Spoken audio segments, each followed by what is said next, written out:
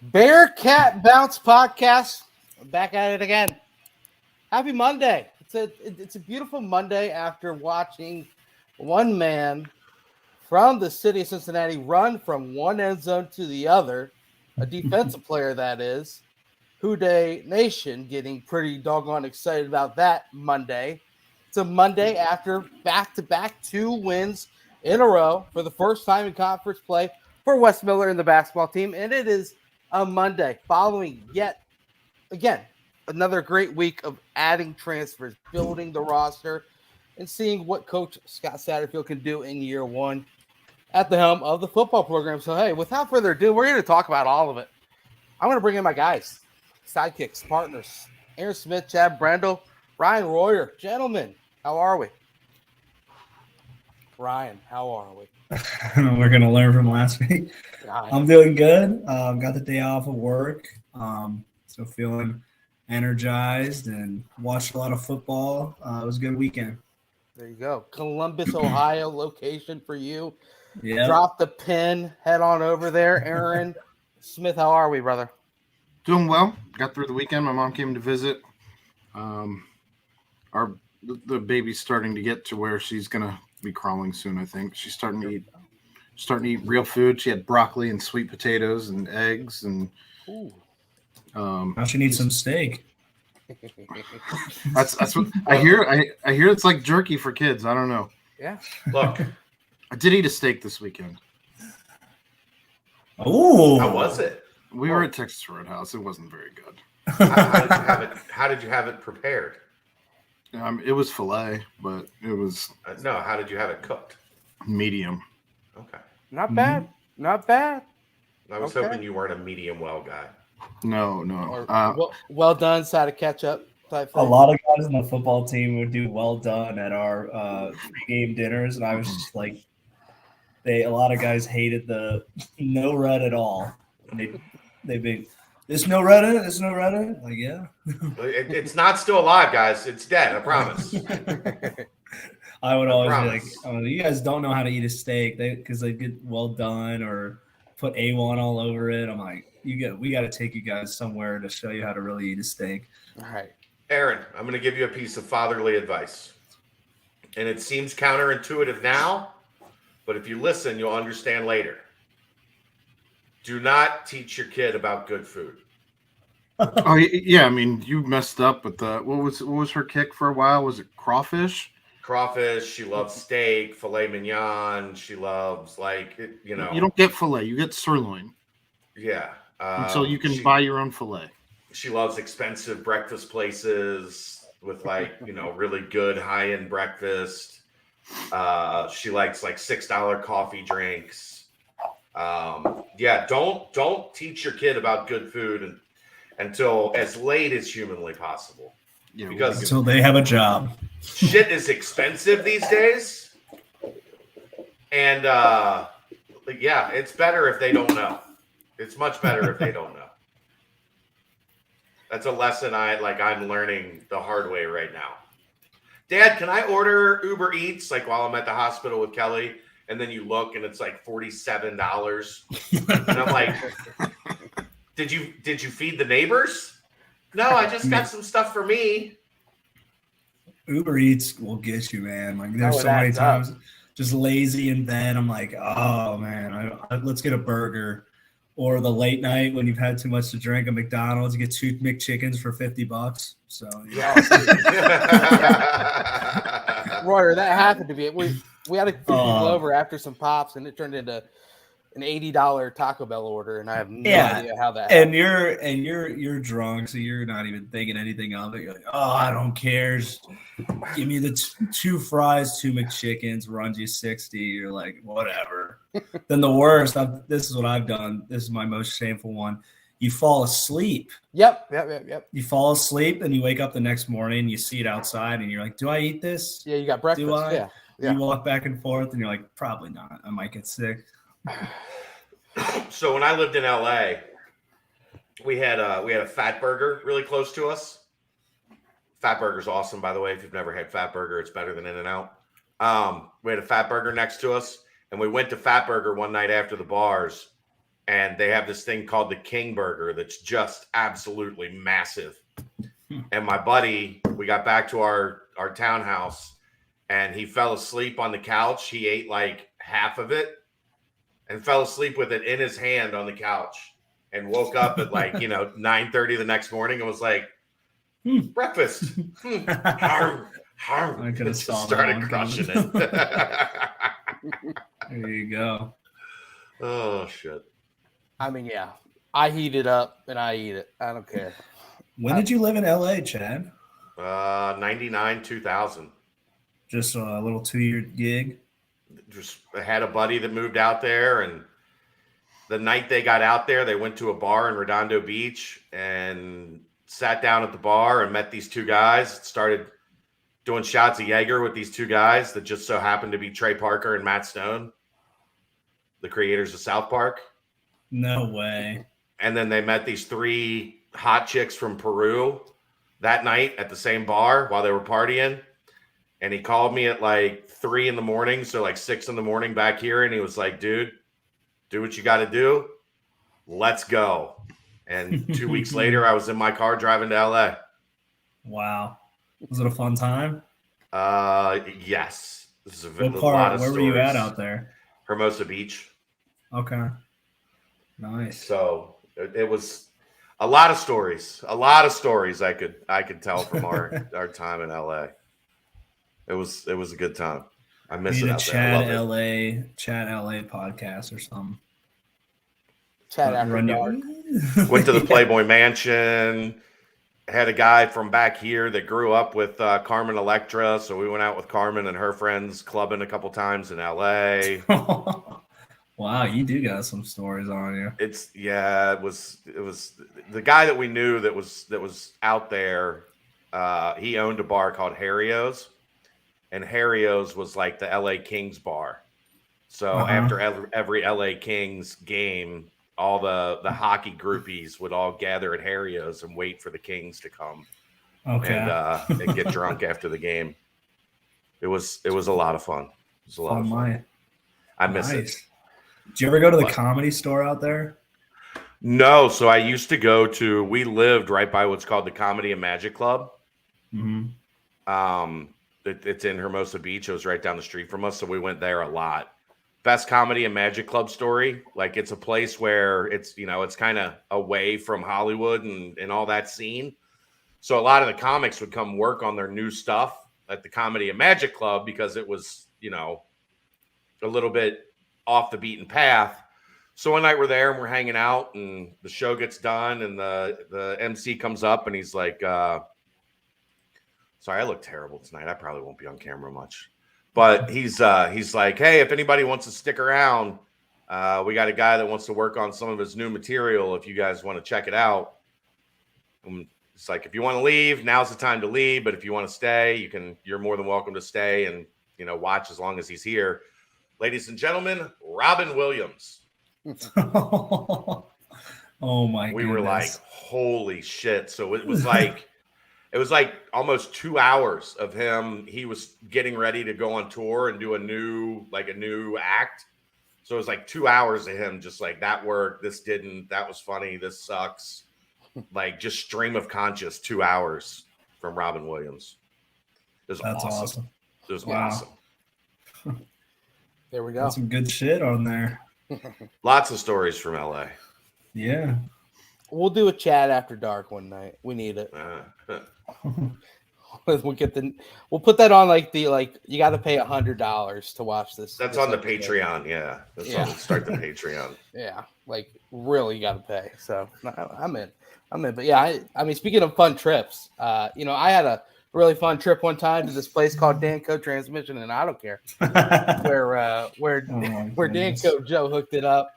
He was able to get my car rocking and rolling, and I was able to still use it today, and I'm very happy for that. So shout out to Danco Joe. Head on over there. $10 off your next oil change, 10% off your next fixing. Mentioned, Chad Brendel, Aaron Smith, Ryan Royer, maybe DeMar Johnson. See you later. Jizzle James, hello. Just chop it up Bearcat wise. Make sure you see Danco Joe and mention BCJ and the BBP and get that fixing on your fixing. So, but guys, a 2-0 week for the basketball team. It's kind of been a week past. Aaron, I know you and Dave broke down the big win against ECU, 83-55, domination, 53.8% from three. You got two players with double-doubles. One, David DeJulius with 11 points, 12 assists. First time since Troy Copain to do that. Anything else from that game, guys, or are we ready to roll on a little SMU chat? Ryan, fun to see a refreshing, easy win like ECU. Yeah, they needed that. Just kind of game where they go take care of business. No hiccups. Just go out there and get it done. You love seeing 30-point blowouts. I think this team needed that. Chad, you haven't been able to. I don't think you've really mentioned your thoughts on that ECU game. Is that kind of just 2 games ago? Just take the big win and roll on. Yeah, I mean they came out, they shot it, they passed it really well, they shot it really well, they hit the glass hard. Like they're starting to defend. Like if you look at the KenPom metrics since after the Xavier game, the defense is significantly ahead of the offense. Right. Which, if you would have told me that was possible without Newman and Fennessy this season, I would have told you right. You had some good stuff that I would like to share with you. But maybe you got it from LA, right? Yeah, yeah. You brought you got that Cali green. Cali stuff. They look like a team that has some potential when they play like that, but that's the good thing about SMU that we'll get to here in a second. You have to be able to win both ways. You have to show, and Ryan knows this, man. You guys went through it a multitude of times. Like sometimes you got to win with defense. Sometimes it's that game at ECU where Holton Ahlers was out of his mind, and you gotta get out there and win with offense. You got to be able to dance all the dances, as Mick Cronin used to say. Yeah, and at the end of the day, it's all about getting the win. You know, an ugly win against SMU, who's struggling a little bit at 6-12, is way better than losing to them. That's for sure. So we'll take it's the way win. better than an 83-81 loss, right? Like where you played great on offense and whatever. Yeah. So a win's a win, especially this team needs momentum, and 2 wins in the conference in a row. That's good. We're in the right direction right now. Now we just got to keep winning the games we're supposed to win, and then we gotta keep games, keep our consistency up on the road, because that's when it's going to be the hardest road in conference road games. There was one thing I wasn't happy with about the SMU game. SMU or ECU? SMU. Okay. Do you want me to wait until we get to SMU? I don't think there's a whole lot more to say. Well, I was going to ask Aaron anything more on ECU. You got to wrap it up in the BCJ pod. Yeah, no, I don't have anything to add on that. I haven't given it another thought since I talked on the BCJ pod. So yeah, well, I think arguably it was probably the best performance of the season. Only other biggest spread of victory was against Chaminade, who I think we're starting to see was kind of in essence, an exhibition type game. But after the game, though, Chad, Aaron, Ryan, perfect segue into SMU. You saw that Wes in the post-game press conference said, these games are great. Love the crisp passing, blah, blah, blah. But his favorite games are the ones where you're shooting 20 or 30%, and, you lean on defense and rebounding to pull out the victory. Well, the team must have listened to the post-game press conference, and they said, we like to make Coach happy. So they must have immediately been like, okay, well, we got to give Coach this type of game at SMU and pull out a win still so that he can be happy, because those are his favorite kind of games. But Chad, what was the one thing that you were mentioning that really kind of pissed you off in the SMU game? I didn't think they handled the physicality well. I thought it was very clear from the beginning that the officials were going to let a lot go in that game. It looked like a game from 5-6 years ago before they started enacting the freedom of motion stuff. They were bumping cutters. They clearly had watched the tape from ECU and said, we can't let these guys get a rhythm. Yep. We've got to ugly it up. We got to be physical with them, hack them, hold them, grab them. And it was clear that the game was going to be called that way. It was called both ways that way. This isn't to say the officiating was bad. This is to say that the officiating made it clear what type of game it was going to be. Mm-hmm. And Cincinnati, I didn't think adjusted as well as you need to that physicality. And I think that's what took them out of a lot of their offensive flow. They didn't allow themselves that mentality that, okay, like this is how it's going to be. We have to play through this. I thought it let them, they let it get to them a little bit. And that's another one of those things on the road, man. Like, you have to be able to take into account the way the game is being officiated, Mm-hmm. and put that into practice, like put that into action of, okay, so we know we're going to get hit if we go to the rim. Well, play off 2 feet, play stronger, play to get the foul and get to the foul line. And I thought they shied away from that physicality a little bit. So that's another one of those learning experiences. I think that, like, you know, you're figuring out who you are, you're figuring out what you're about. Now you've got to incorporate, like, the things like, this is how the game's being called. And we have to make sure that we're ready for the way that the game is being called, and that we can adjust our style of play to that, because I thought they let it get to them. I thought they let it frustrate them. And I thought they let it take them out of sync on the offensive end. So just one thing, I meant to mention it the other night in the nightcap that we did, and I think we got to like 24 minutes and I hadn't gotten to it yet. So I didn't want to add 5 more minutes onto the show. Figured I would talk about it here. But Ryan, that's the thing though, right? Like, if you're noticing the officials are letting the corners jam a little bit farther down the field, or they're letting the offensive lineman hold a little bit, like, you've got to be able to put that into your, you know, brain cavity that, all right, this is how it's going to be today. Let's make it to our advantage instead of making it to our disadvantage. Yep. I mean, you got to know, you got to adapt your game. And then at the same time, you can say, oh, we can play like that. I mean, Cincinnati, we got physicality written in our DNA. That's something we've lived and died off of in the decades, going back to like Bob Huggins and stuff like that. So I think that's something that we can take advantage of ourselves, and, you know, maybe even implement that a little bit more into our game.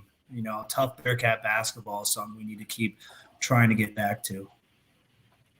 Yeah, I mean, it's interesting you bring that up as well, because you saw Houston was having the physicality, obviously, and Victor Locken took it upon himself to go at the physicality. And I thought they handled it well against Houston. Right. Parade to the free throw line is what he was able to get. But the game was called differently. Right. The game in the Houston game actually was about as fairly officiated as I've seen a Houston game. Mm-hmm.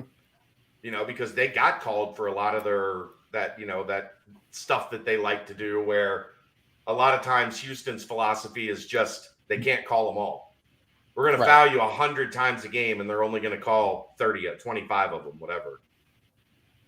Gosh. So they handled it well there. I just didn't think it traveled on the road. I thought SMU kind of brought the physicality, and UC let it impact their offense.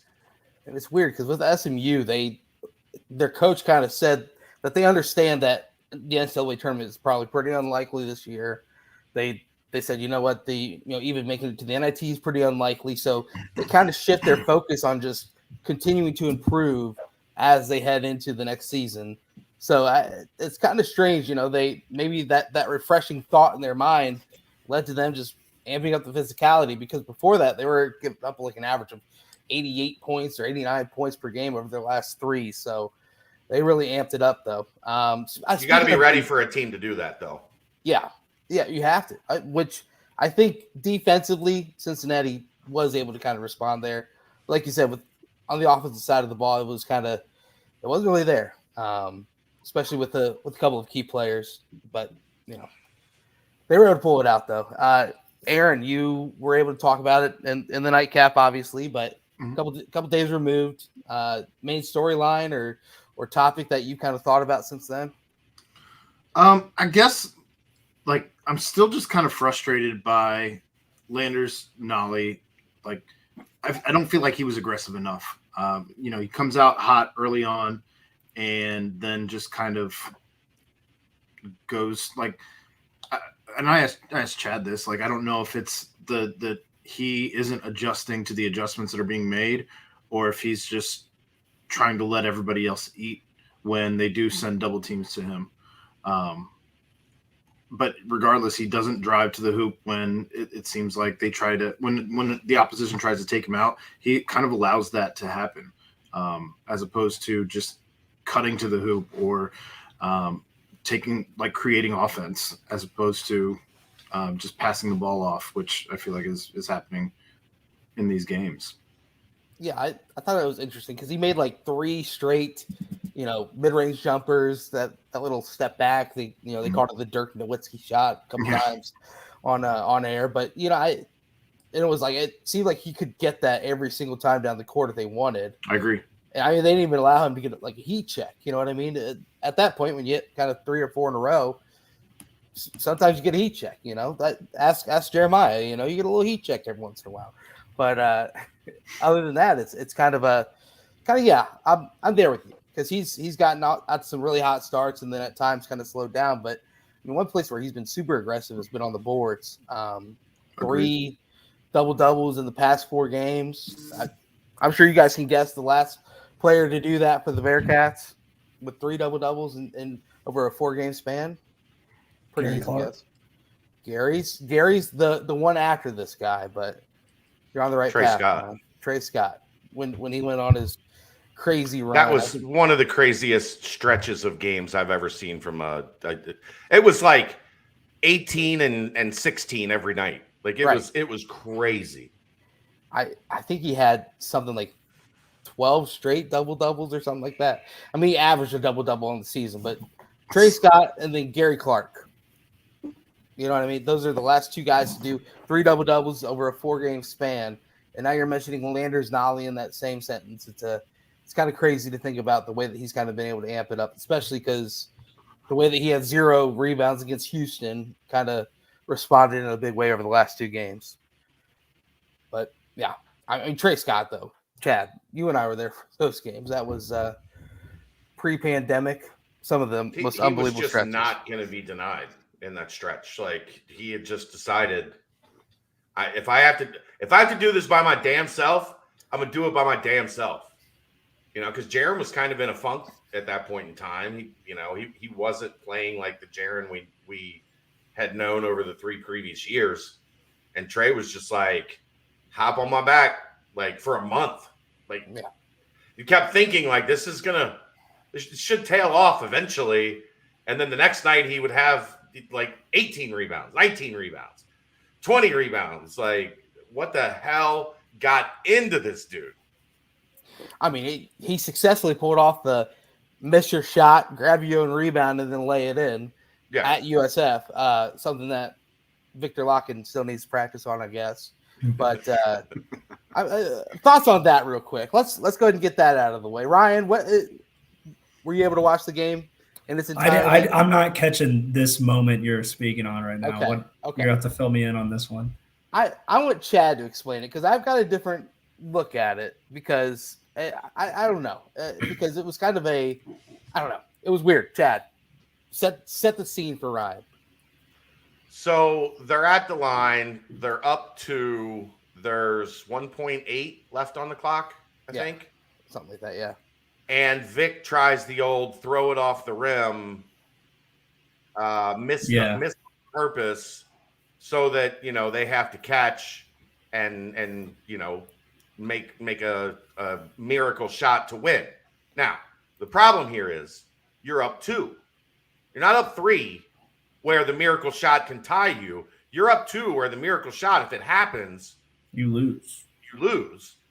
And if you just go up and shoot your regular shot and you miss, it's still accomplishing the same thing. Right. But he throws it and it hits the net and then the bottom of the flange, like makes the backboard. Yeah. So then no time comes off the clock and they get it out of bounds with 1.8 seconds left and a chance to win. It was not called. 1.2. It's not a good idea. UCF, the 1.2, whatever it was. It's not a good idea in that situation, UCF. It's a good idea up 3 or up 4. If you go make the first free throw, you're up 3, then it's a possibility. Or you just Make go them make both. those free throws and you're up 4 and the game is over. So it's Vic trying to help his team, thinking in his head he's doing the right thing. Overthinking. Right. Like Landon Fickle trying to block Ryan Royer in a spring game. Just overthinking it. Just get in front of not, yeah. Use your frame. Yeah. Just be 23 years old.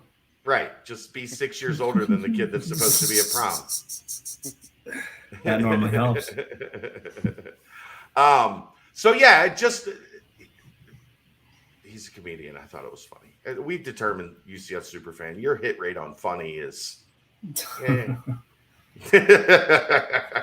not the same trusting his as reviews. Victor's free throw percentage. yeah, it's about the same as Victor's free throws. Sometimes you're hot and you're like 8 for 10. Right. Sometimes you're 2 for Sometimes you 7. miss on purpose. Like you are.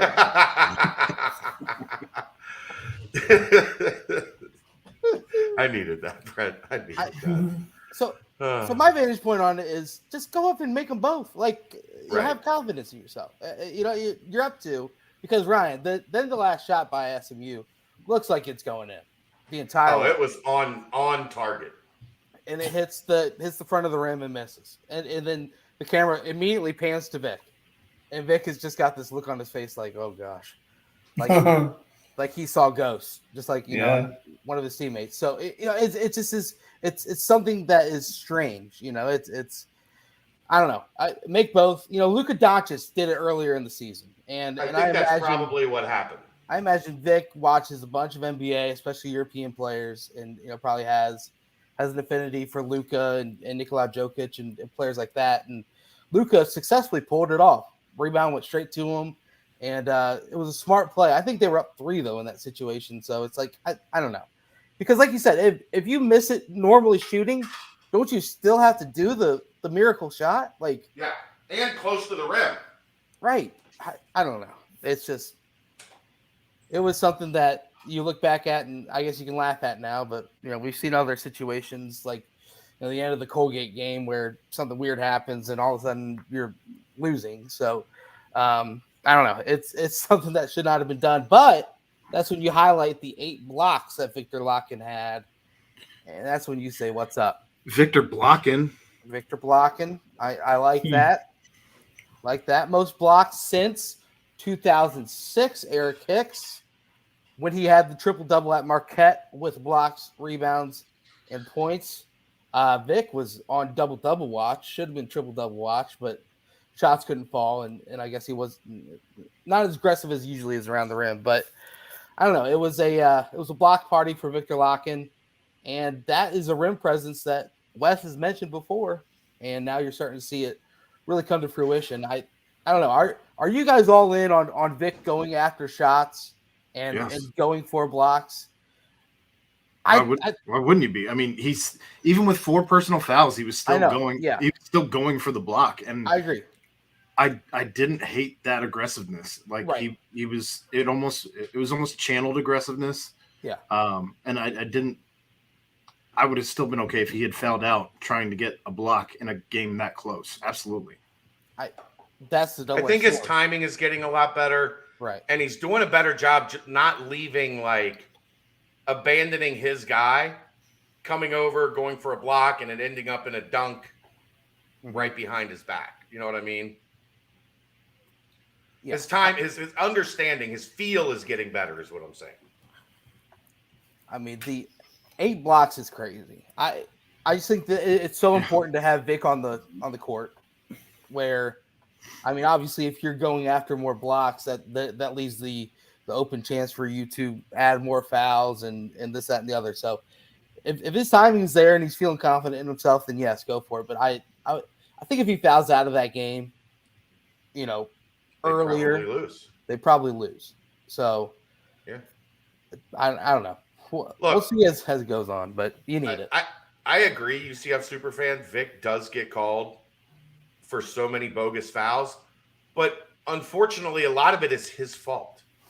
because he's doing things 70, 80 feet from the basket, Right. or he's doing things on rebounds that look like foul. Like, even though when you if you look at it, it's actually not a foul, but he's doing things that look like fouls in positions that he shouldn't. He still has to learn, like, not to put himself in.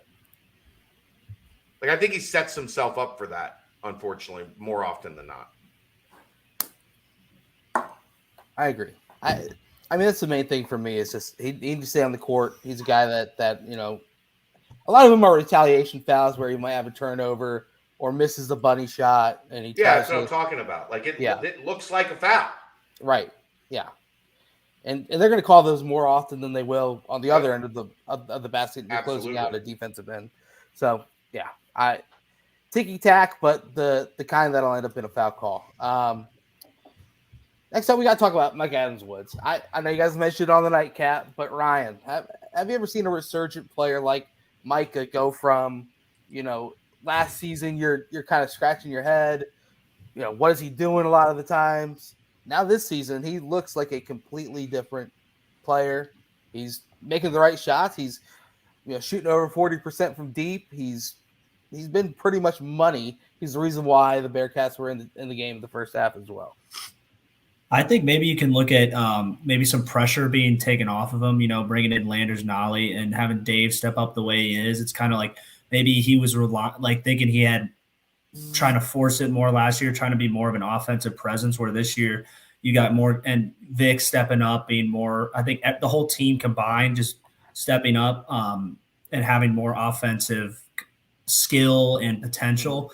I think maybe took some pressure off Micah and just making him play a little looser this year and play with confidence, and maybe he's just finding his role a little bit better. And it just goes to show that the team kind of finding more of its rhythm, the team kind of finding its own identity, and that reflects back on the players. I think that's what you're seeing with him. I think he looks like a veteran. That's how veterans play, pick and choose their parts, and Chad and Aaron, you guys kind of touched on him, or Justin Jennifer, who kind of had that more of a jump in the positive direction their senior year. I guess if you call this Micah's senior year, and I think that's a good comparison. It's just you were one thing. Although Justin was kind of one thing his whole career, and then he picked up that 3-point shooting at his last stretch. I think Micah was kind of this his freshman year with more talent around him. Not quite the volume that he's going for, but definitely the comfortability and the ability to knock down shots when open. But I thought it was a good comparison. I did not expect beginning of the season to be talking about Micah Adams-Woods being the leading scorer in crazy a couple games.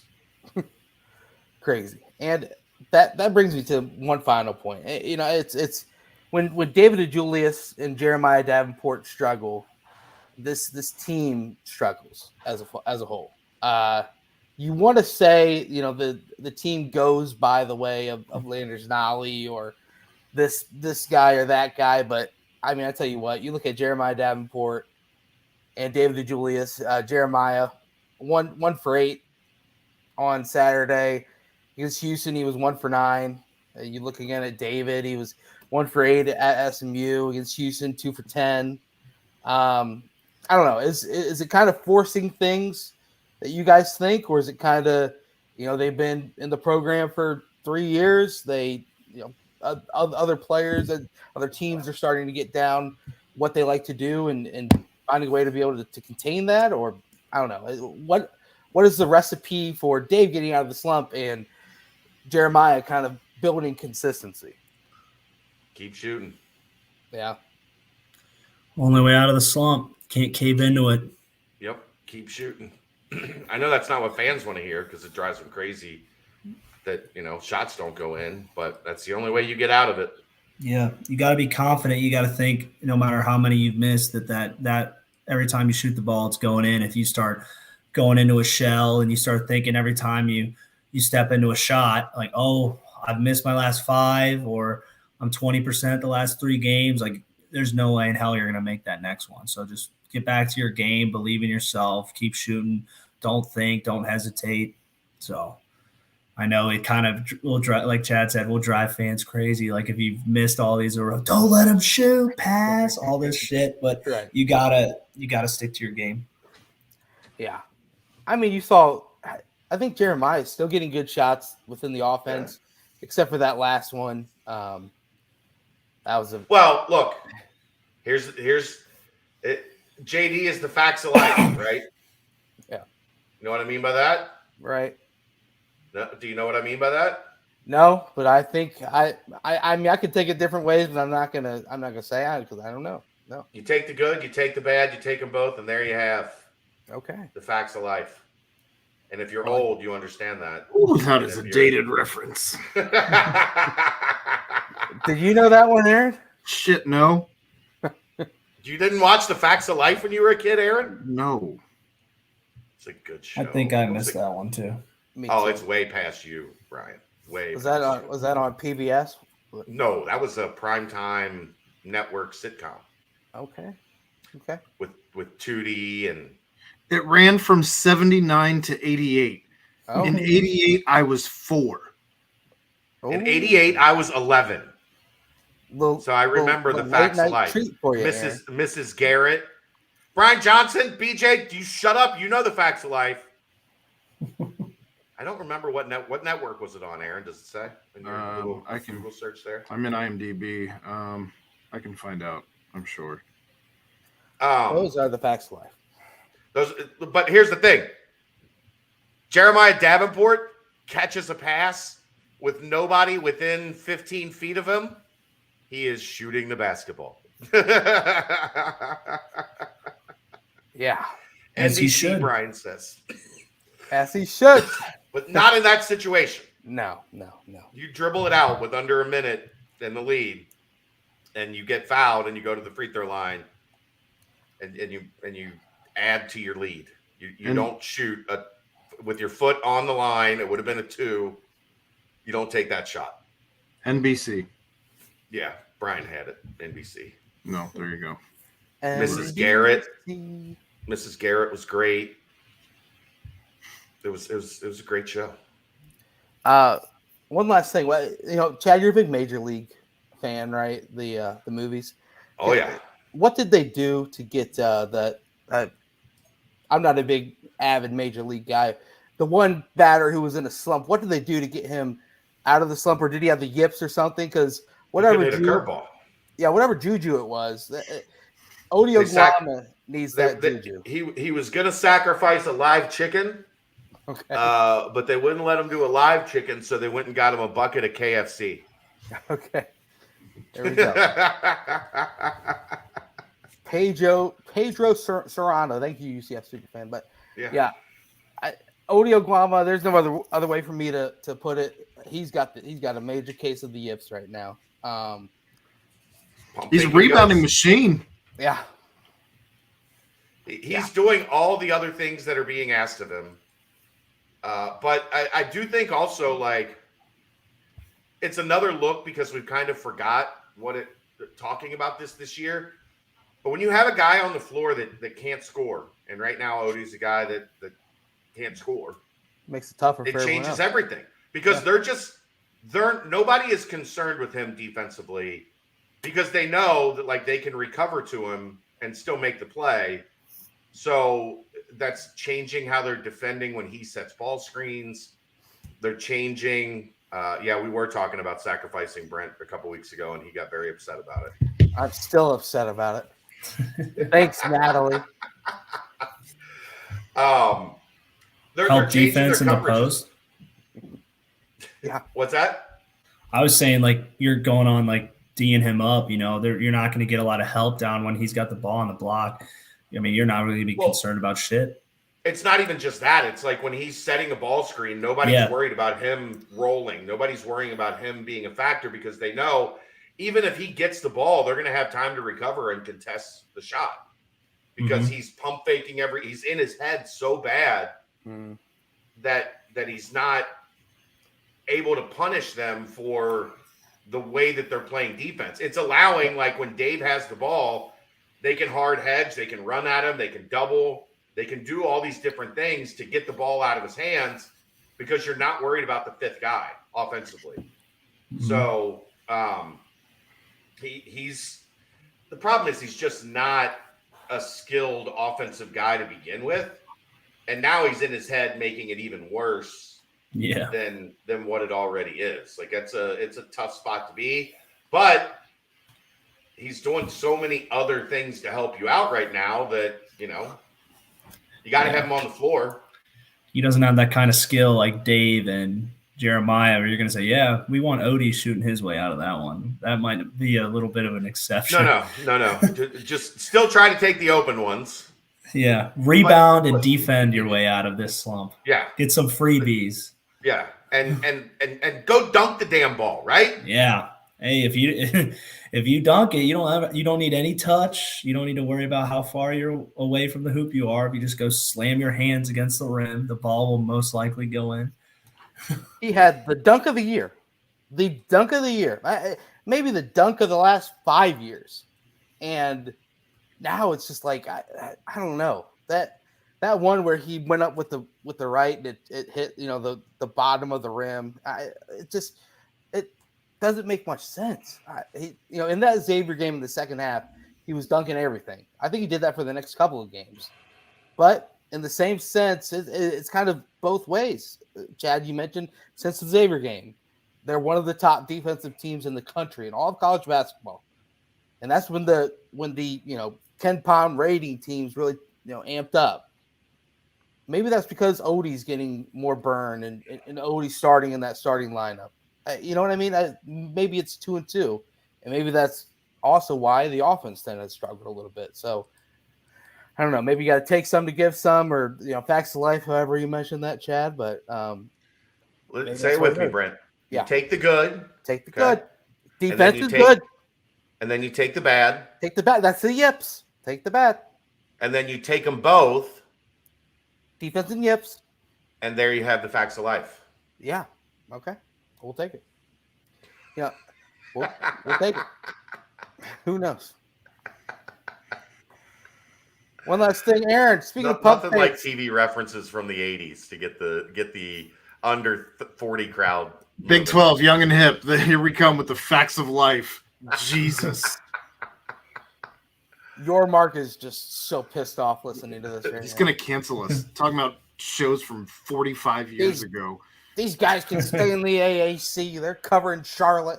45 years ago, that show 43 premiered. years ago. 78 when it premiered? 44. Well, I guess we are in. You guys are covering UT San Antonio next year. All right. But just spell the lyrics out with the bouncing ball. Oh, my goodness.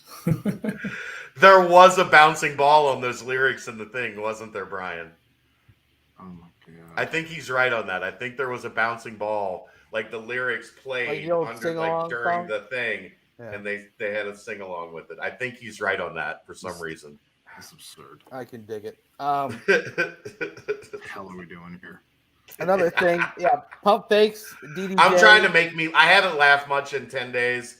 This show is just to make me laugh. I don't give a shit about the rest of y'all. Keep the laughs calm. Let's go with us. Let's go. Baby. All right. What were you going to say about pump faking, Brent? DDJ, Aaron.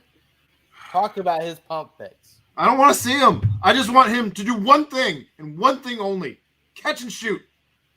I don't want the pump fakes. I don't want the step backs. I don't want the leans. I don't want any of it.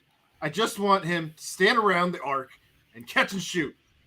Yeah, he was doing that so well at the beginning of the year.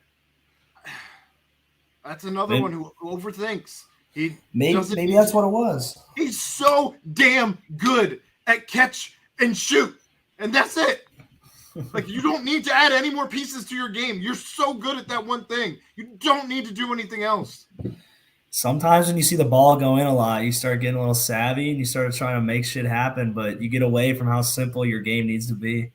When you're dropping them in from deep, then you see, maybe I can get a little space on a step back. You're thinking, all right, that might be add that to the repertoire a little bit. And obviously you see Landers Nolly with the step back, and he's got maybe the most lazy looking step back I've ever seen. It's fantastic. As David DeJulius has like the 7-foot step back or however far back he jumps to do his step back. But yes, they both do step backs and they both use, well, Dave's has been off lately, but they both work for them. That doesn't mean that DDJ needs to have a step back or a Jeremiah Davenport rather. He doesn't need to have a step back. He just needs to catch and shoot. That's it. Yeah. I thought you were talking about DeJulius and not Davenport. I screwed up on. I didn't mean to say DDJ, but Davenport. Davenport. Because the step back is like the thing that DDJ does the best. That's what I'm saying. DDJ and Landers Nolly do the step back, but Jeremiah Davenport just needs to catch and shoot. That's it. There was no bouncing ball in the Facts of Life theme song. I thought there was, but that was apparently a different cheesy 80s sitcom. The old like sing along Disney songs have that bouncing ball. If you're looking for that, you can go check those out. I think they're available on YouTube. There is an 80s sitcom coming back tomorrow, I think. Oh, Night Court. Night Court. Which is one of the great 80s they've sitcoms. run out of ideas. Is that Judge Judy? No, the Judge Harry Stone passed away, so they have a different judge. But Dan Larroquette is back. Is Bull still with us? That's what the UCF superfan said. I think the bald guy just died, which would have been Bull. Oh, Bull was awesome. Night Court was. He was the one who made the show. How are you going to do the show without the Judge and Bull? Night Court. Don't know too much about it. One thing I do know is David DeJulius is a great basketball player. He will get it figured out. He has been able to get it figured out during certain situations. Assists. He's been a playmaker. He's been a distributor. In the games that they won recently, he's assisted really well, and that has led to him finding a shot at times. And in the games that he struggled shooting the ball, his assist numbers are a little down. So continue trying to be that table setter, and the shot will come back, DDJ. And he knows it because he's a good guy. Night Court's at least getting us younger. That one ran from 84 to 92. Oh, I don't remember it. Night Court was great television. Great television. I do remember watching that as a kid. Golly. Well, yes. One thing I will say before we move on is you're seeing a lot of haven't done this since this time. Haven't done this since this year. Haven't done this since Troy Copain. Haven't done this since Eric Hicks. Hasn't done this since Trey Scott. And I think that's a good thing. I think you're starting to see where the players are starting to be in place to make these big moves and make these performances that lead to the ability to put up big stat lines and kind of cross thresholds that the previous 3 or 4 seasons have not been able to. So it's right there. Just got to continue to work towards getting things all together and cohesion and consistency. And that, again, leads to one of my least favorite places to watch the Bearcats play at, and that's at USF, South Florida. Man, that place is I don't know if you guys remember that one game there at South Florida. It was like it might have started at like 11 a.m. on a Sunday. Maybe. And it was in the hockey arena because the basketball arena was being renovated. So it was 11 a.m. It was like 48 degrees in the arena because there was hockey ice underneath the floor. Right. Yep. It was like it ended up like 43, 44, 43 or some stupid shit. And just a trash game. I think Troy was the only player in double figures with like 10, maybe like something just terrible. I mean, at least now they're in the Yingling Center. I don't know if it's not a Florida beer, so it's pretty interesting. But anyway, they're Brian Gregory, yet another team they've got. They just beat ECU. You guys probably know their leading scorer because you mentioned it on the BCJ pod, Aaron. Do you remember it? No. Okay. Chad, do you know it? What did you say? South Florida's leading scorer? I have no clue. Okay, well, then this will come as a bit of a surprise to you guys. Their leading scorer, Tyler Harris at Oh 16 yeah, I did know that. 16 and a half Memphis points per transfer. games. Who can shoot the piss out of the ball? Memphis, Iowa State, Memphis, South Florida. What a road he's been on. Golly. But yeah, I mean he shot pretty well against the Bearcats in certain games in the past, including last year at Memphis. He hit that crazy 40-footer to end up ultimately beating the Bearcats. So get to see him on beautiful Yingling Center on Wednesday at 7. Very good. No 9 p.m. tip, but 7 o'clock it is. I have good news, guys. Ready. Richard Mull is still alive. Bull. He's Very not good. dead. Those are apparently rumors. Praise the and hoaxes. Lord. That's great. Hallelujah. So you're good, Aaron. But he's not on the remake. He's currently 80 years old. 80 years old. 79 years old. Sorry, 79 years old. Well, his IMDb picture, he looks fantastic. Still kicking. He was a funny dude. He's still kicking. Is a funny dude. Not was a funny dude. He's not dead. UCF superfan tried to kill him, but he's apparently not dead. One last team story. I'm just seeing how far off the rail I can get this podcast. Hey, I like it. Keep it rolling. Long-time assistant coach Larry Harrison is out at West Virginia. Bobby Huggins reaches into his bag of Bearcats, and lo and behold, DeMar Johnson heading southeast a little bit. It's north a little bit, north. Northeast a little bit. You have to drive through Athens, I think, to get there. So Say hi to Aaron on your way. I'll wave. Joe Maybe Burrow Nation. DJ come out, just give Aaron a wave while you pass. But DeMar Johnson gone, heading to West Virginia as a bench coach. So obviously a big congratulations to DeMar. Chad, your thoughts when you saw the news start to triculate out, and anything on the Larry Harrison situation? I don't know if you've heard anything through back channels. That was something with the administration. That was not Hugs doing. I don't know if it was some players unhappy with. We've talked about this a lot. Like the old school way of doing things in coaching, not going to fly anymore. Right. And you better adapt, or the players have the power now. They will get you run out of town. I'm not saying Marky Post did pass away, Brian Johnson. I'm not saying that is for sure what it is. Those are just the rumblings of what was going on up there, as the team was unhappy with him and it was creating some unrest, and he was relieved of his duties. That meant Hugs had a spot open for the remainder of the season. Here's the reality, okay? DJ did a great job here. But when you're talking about line of succession, right? Like, what do you have to do to get to a bench assistant role right now at Cincinnati? Mm-hmm. Drew Adams was an associate head coach. Right. And he's in the pipeline. And this is if anything happens to the current staff. Drew Adams is already, a long tenured bench assistant. Chris Lepore was a bench assistant for Wes at Greensboro. He's another guy that has big time experience as a college head coach or a college assistant coach.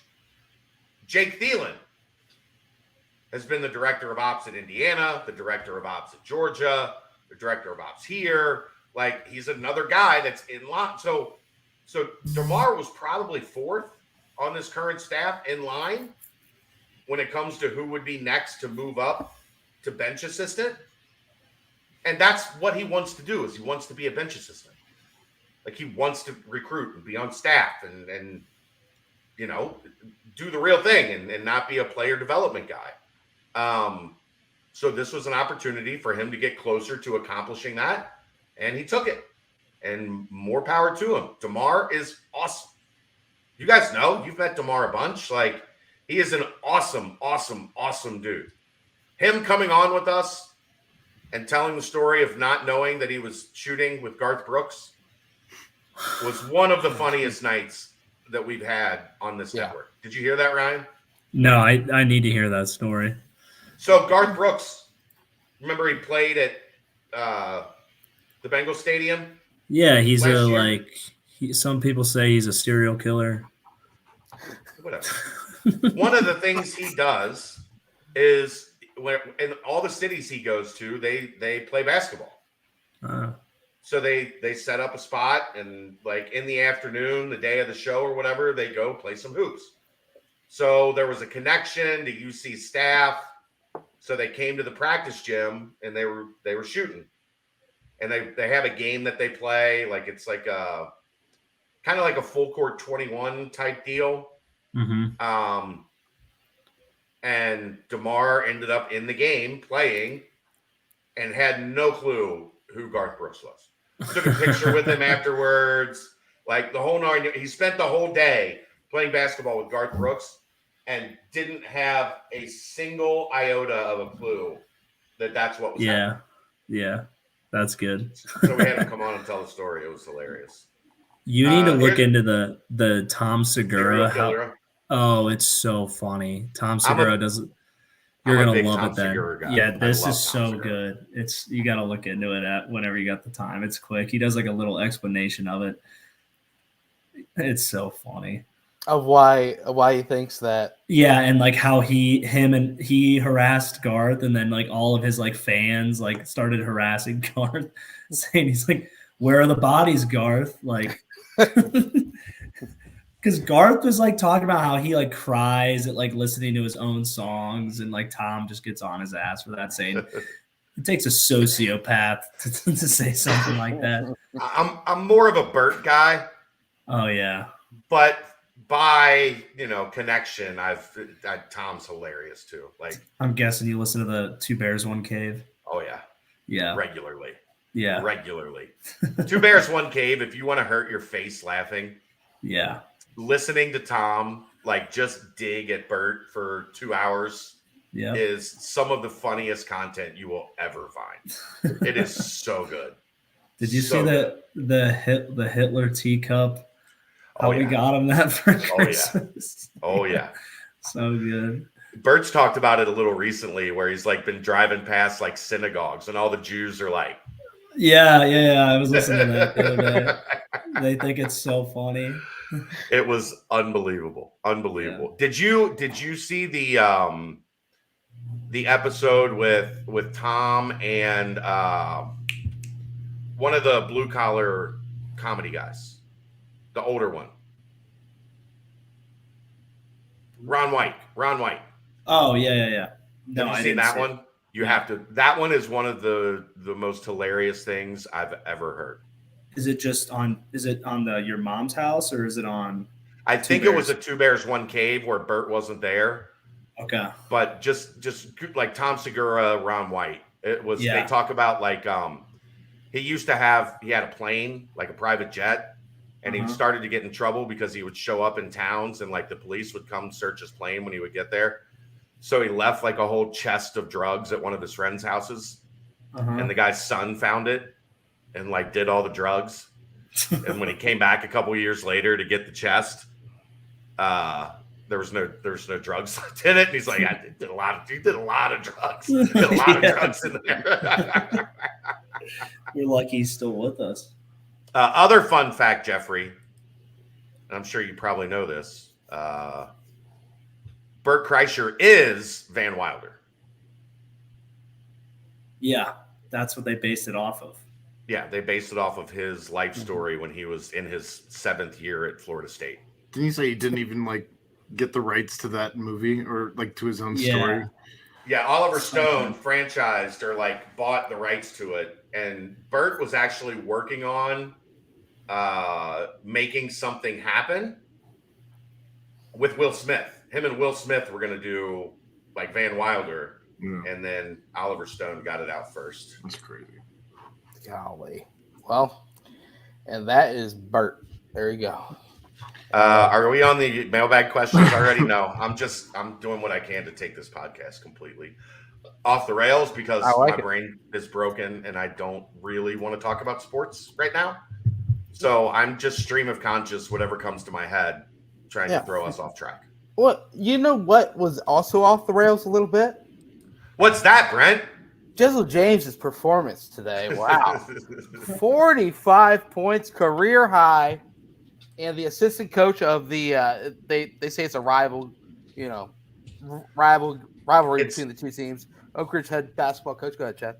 It's actually the son of his AAU coach that UC has offered in 2025 plays on that team, Oak Ridge. So this might be a little bit of a boost, him just hyping up his own guy. But he took to Twitter. Coach Reese said, "Thank you to everyone that came out for the Dream is Real Classic. Congrats to a well-coached Olympia team on the win tonight. Jizzle James is the real deal. Take those fake stars away from every guard in the country. There is not two guards in the country better." Natalie, that was gold. That was gold. Wouldn't you like to get away? Sometimes you gonna go where everybody knows your name. And they're always glad you came. I want to be. I don't know what I'm in the middle of right now. Your name. You never watched Cheers?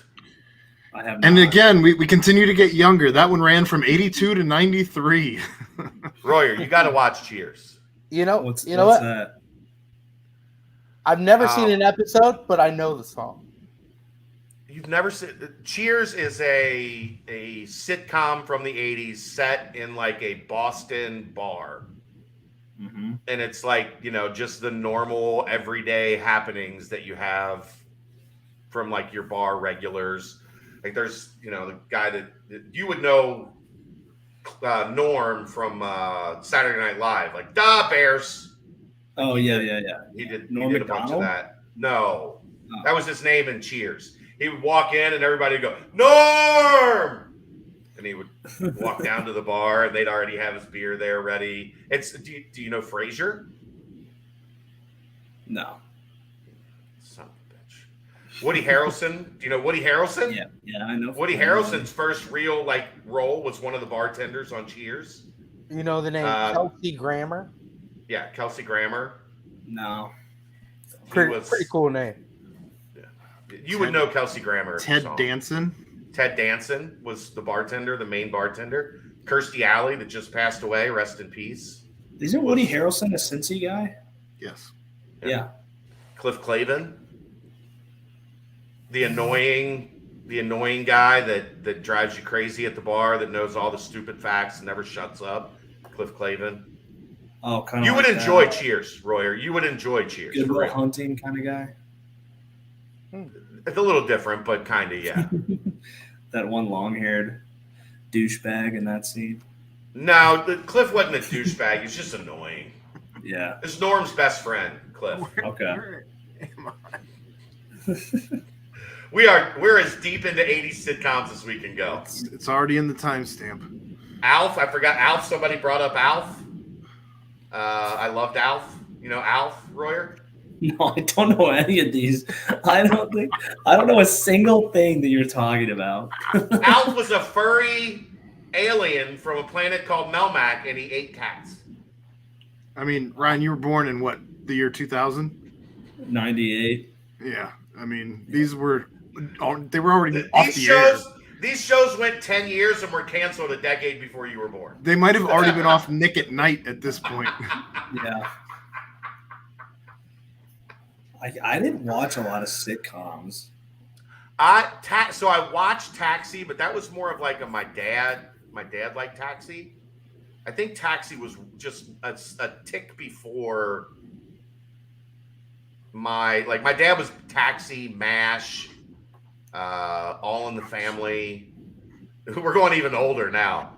I don't know what's happening. I've heard of MASH. I've heard of that one. My mom liked that show, I remember. Hey, Royer. Yeah. She's in her 50s. Yeah. Roy, I think Family Ties. my Alex parents P. watched Keaton. MASH too, I'm pretty sure. Alex Never P. seen that Keaton, episode. Family Ties. Still over my head. Michael J. Fox. Do you know Michael J. Fox? I do. Back to the Future. That was Family Ties. That was his. Okay. That was his vessel that made him famous. Taxi was awesome. I just never Danny DeVito got his start on Taxi. Oh. Yeah. I know him. I still haven't seen Always Sunny. I mean, which I think I would absolutely love. You so would. I need to tap in on that. Married with Children. I still watch old Married with Children clips, and I watch them and wonder how that was allowed on TV. It's if you really go back and watch some shit that happened on Married with Children, there was probably plenty of shows like that. It was a wild deal. The things that they let happen on Married with Children. Like I think there was at one point like a hot chick with like well endowed up top, like moved across the street, and Al Bundy was basically just like sexually harassing her from the like with his wife like standing right there. It's like different time. The shit on Married with Children was wild. So what are you guys up to? You want to talk some sports or something? Brent is so mad at me right now. I've never seen Married with Children, but you know what I have seen? What have you seen, Brent? I've seen highlights of Day Thomas, and I tell you what, when his name popped back up on the board, and Chad said, the same story of Hugs versus West fight to the finish. Man, Day Thomas will be one heck of an addition to this team heading into Big 12 play. 21 points per game, 6 rebounds, 3.5 assists, and this is where it really gets fun. 48% from 2, 41% from 3, and 89% from the free throw line this season, which means he'll probably shoot 69% for the Bearcats if he does come here. Nice. So, yeah. Beautiful. Nice. Yeah. But, so another thing to check on the board, another thing to track as the recruitment continues.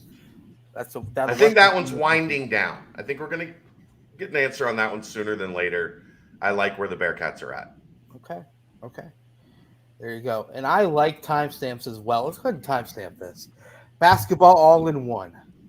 Recruiting. All right. This basketball recruiting 80s sitcom timestamp is brought to you by Quick Paper Supply, your locally and family-owned restaurant supply company for all your non-food products. Quick Paper services over 150 restaurants with weekly low minimum next day deliveries, providing a wide range of food service products from to-go containers, cups, custom printed products, eco-friendly, and much more. They also have cleaning and restroom supplies for all your janitorial needs. Call Nick, 513-470-2029, and reference Bearcats for 20% off your first month of purchases. Here we go. Steve and I agree, but I'm not going to let my mind go there that way. We're going to bring on a football talk because obviously, I mean, we could have mentioned a replacement for DeMar, but I'm sure that's something that is like long out of the. I don't think there's going to be one. Right. Yeah. I think that position is just going to be absorbed into the already existing staff. Okay. Which was probably larger than it should have been to begin with. Right. So I think you'll see that I don't think you'll see that position filled, or at least not in the near future. If you need it, it's always there. You know what I'm saying? But right now, I don't. With like I said, with Thielen and Lepore, Matt Miller, Drew Adams. Right. There's a lot of bodies on that 6th floor office that I don't think you'll necessarily see it immediately filled or filled anytime in the near future. Okay. Big news of the day: Jordan Young, cornerback from Florida, transfers to Cincinnati. Former 4-star recruit. He was rated the 32nd best cornerback in the 2021 class. He had offers from Alabama, Georgia, Florida State, Miami. The list goes on and on there.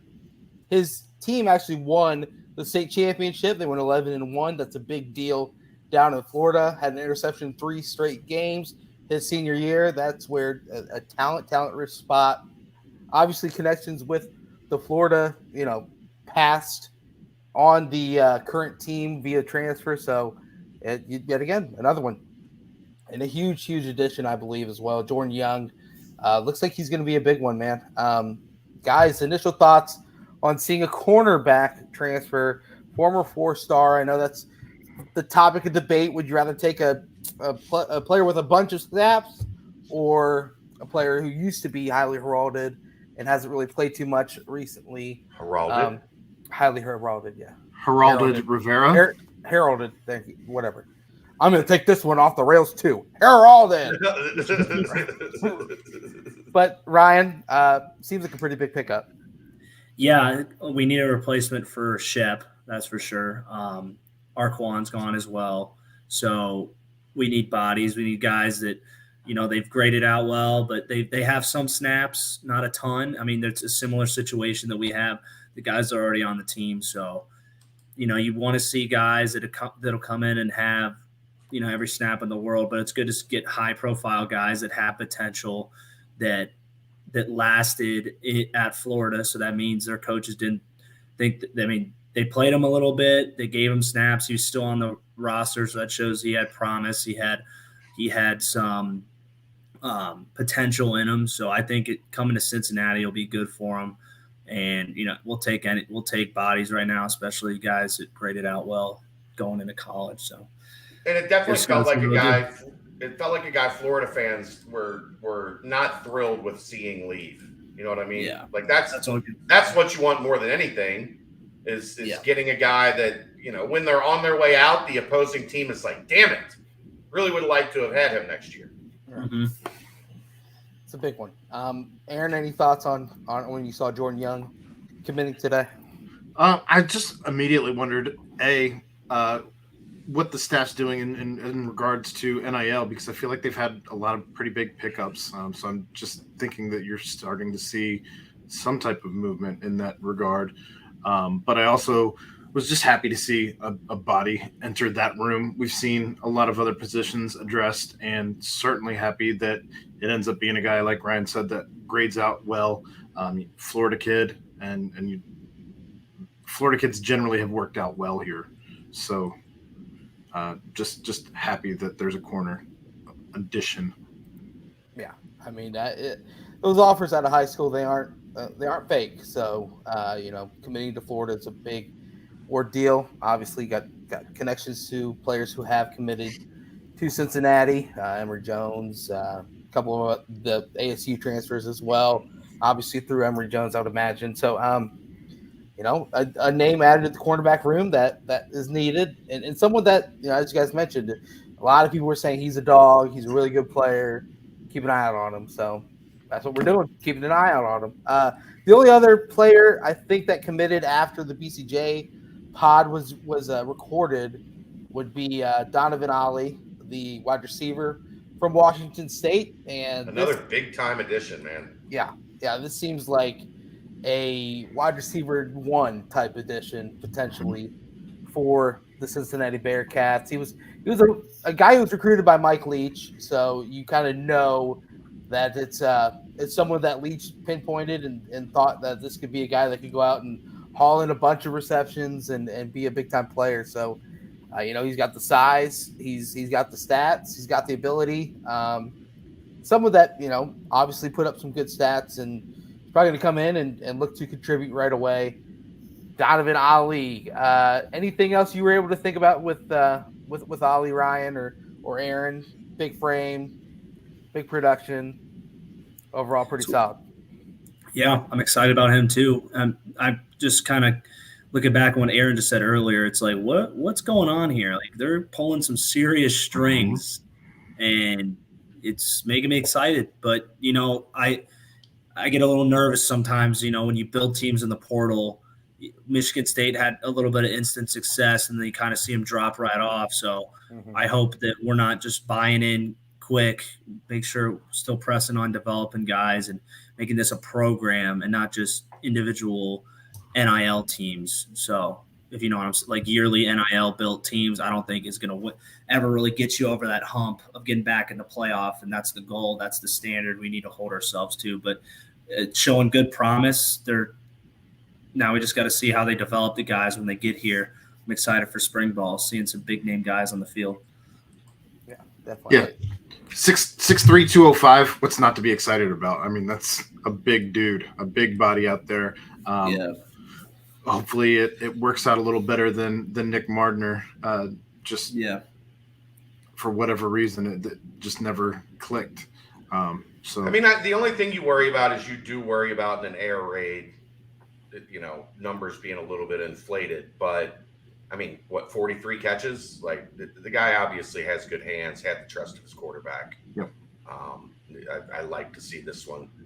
And I like kind of that philosophy of you comb through all of those lower level guys, the G5 and the FCS level guys, because there are gems in there.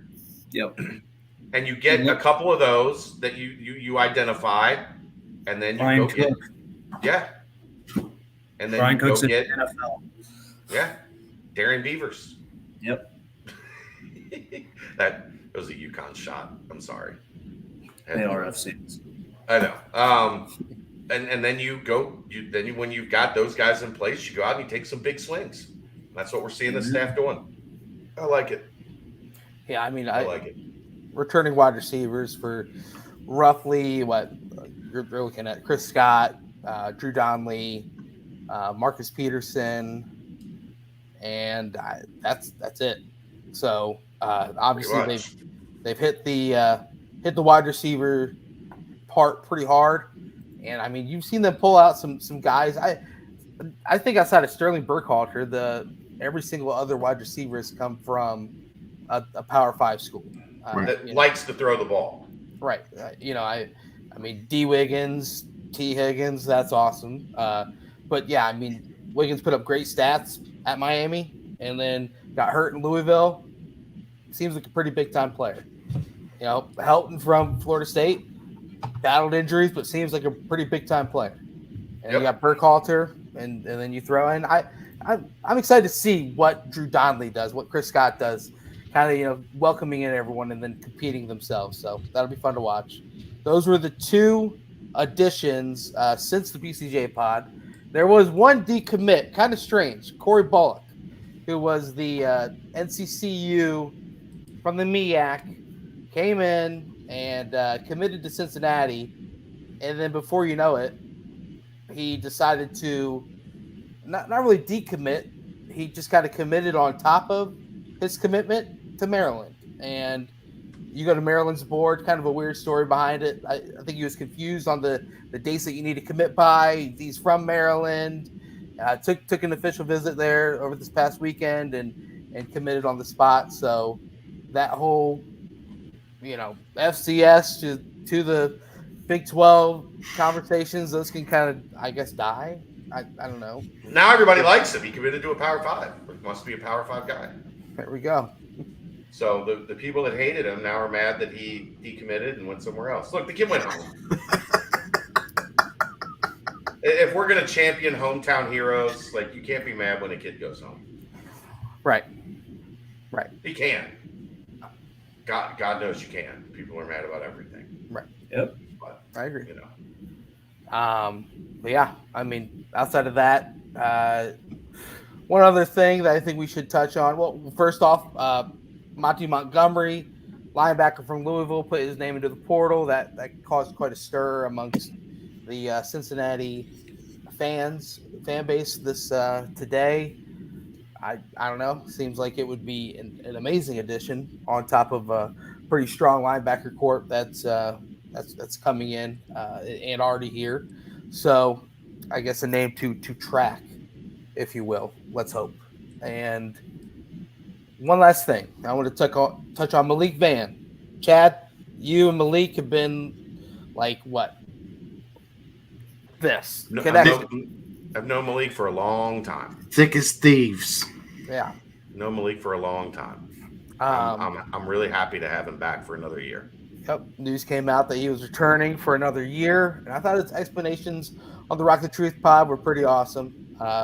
Ryan, I want to get your thoughts on these as well, where kind of Malik was he said he didn't feel like he wanted to end his college career with the injury.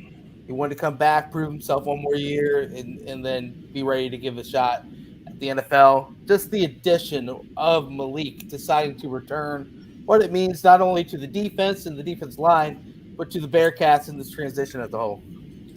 I'm always going to be in Malik's corner. Great dude, great football player. He's been hampered with some injuries the past couple years, but so much potential. There's a guy that can make a huge difference. Not only will he make a big difference on the field if he can stay healthy, which I'm thinking he will, sending good vibes his way.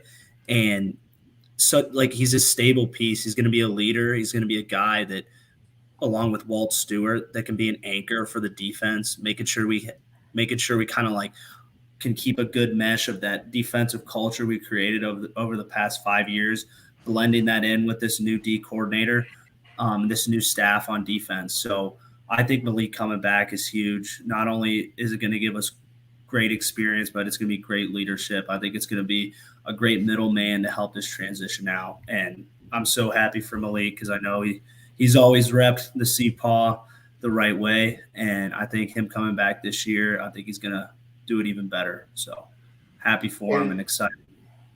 Him and Walt are pretty much the same age, so yeah, we got ourselves some bets back there. Look, I was just impressed that he did the whole interview while playing 2K with fellow teammates. Yeah. The whole interview. Yeah. The whole interview. Just grinding out 2K. Gotta have it.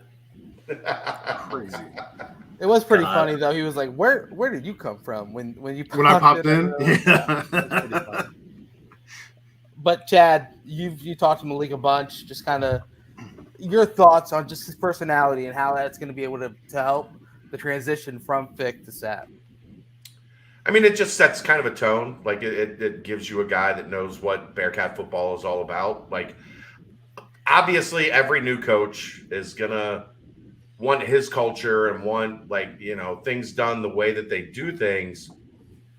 But the reality is you need some guys that have skin in the game like Malik does. Like, as Ryan said, like this means a lot to him. Being a Bearcat meant a lot to him when he committed. He could have jumped ship many, many times. He didn't. Like, he bleeds red and black. And, you know, I think a guy like that is just invaluable to have. There were those guys when you guys all first started coming into the program, Ryan. There was Cortez and Cope and, you know, Mike Boone and Malik Clements and guys that this meant a lot to, that you have to have. You have, like, it just helps. It helps take the old culture and incorporate it into the new.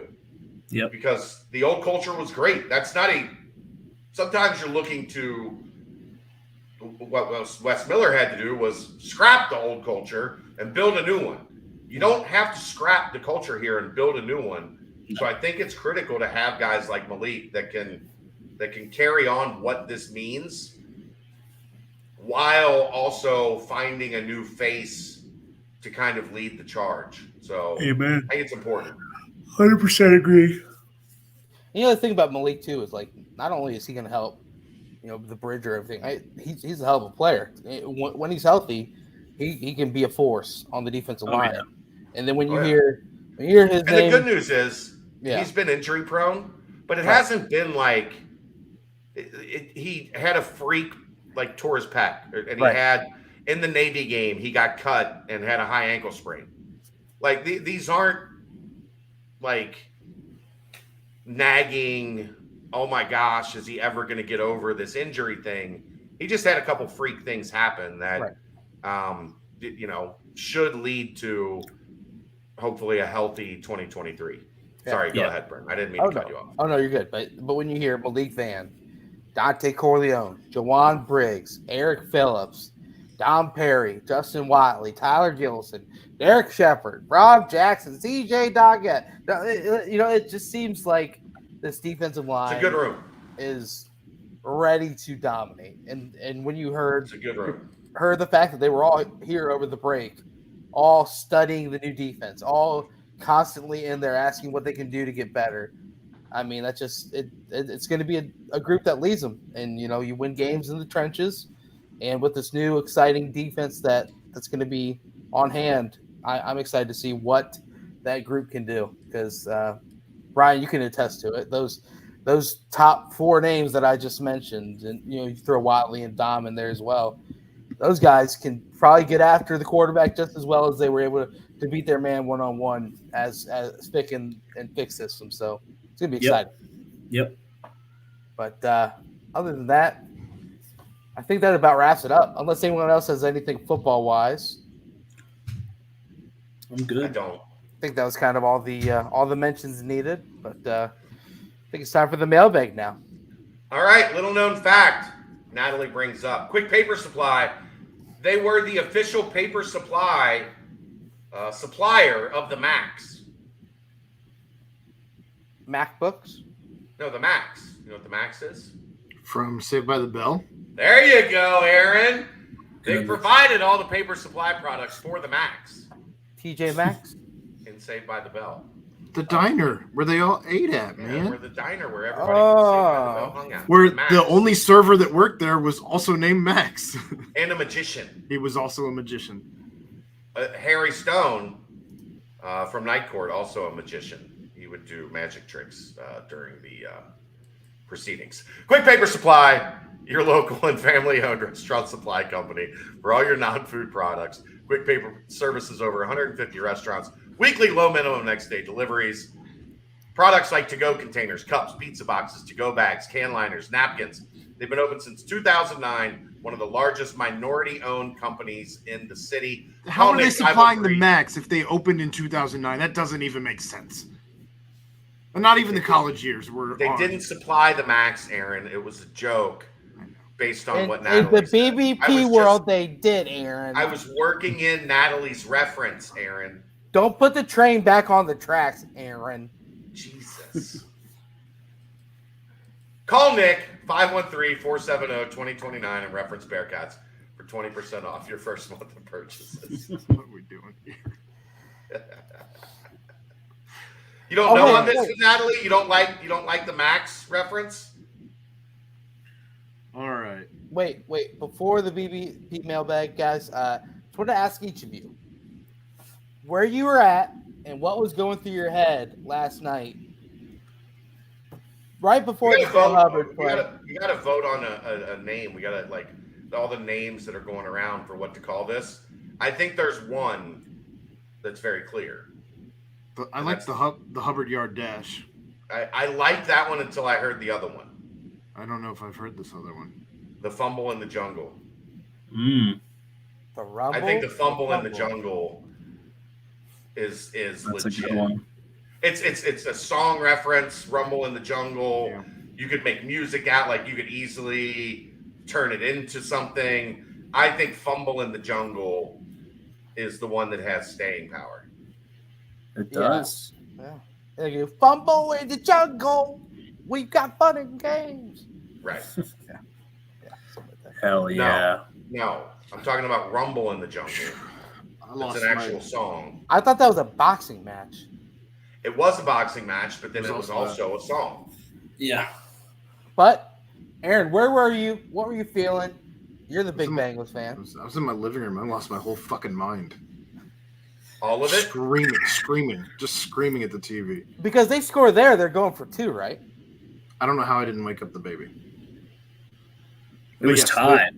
They did Why say would that they said they would have gone for 2, and I think that they probably would have gotten it. Yeah. Just keep running that freaking power game they were running, pulling the Yeah. guards. Well, they knew they weren't going to score again, right? Yeah, Yeah, I mean, Tundra their Tunnel. offense looks terrible. It was like painful to watch Huntley back there. Just Wasn't good. Him trying No, to throw but- those quick outs, like he was They- off by 8 yards every time.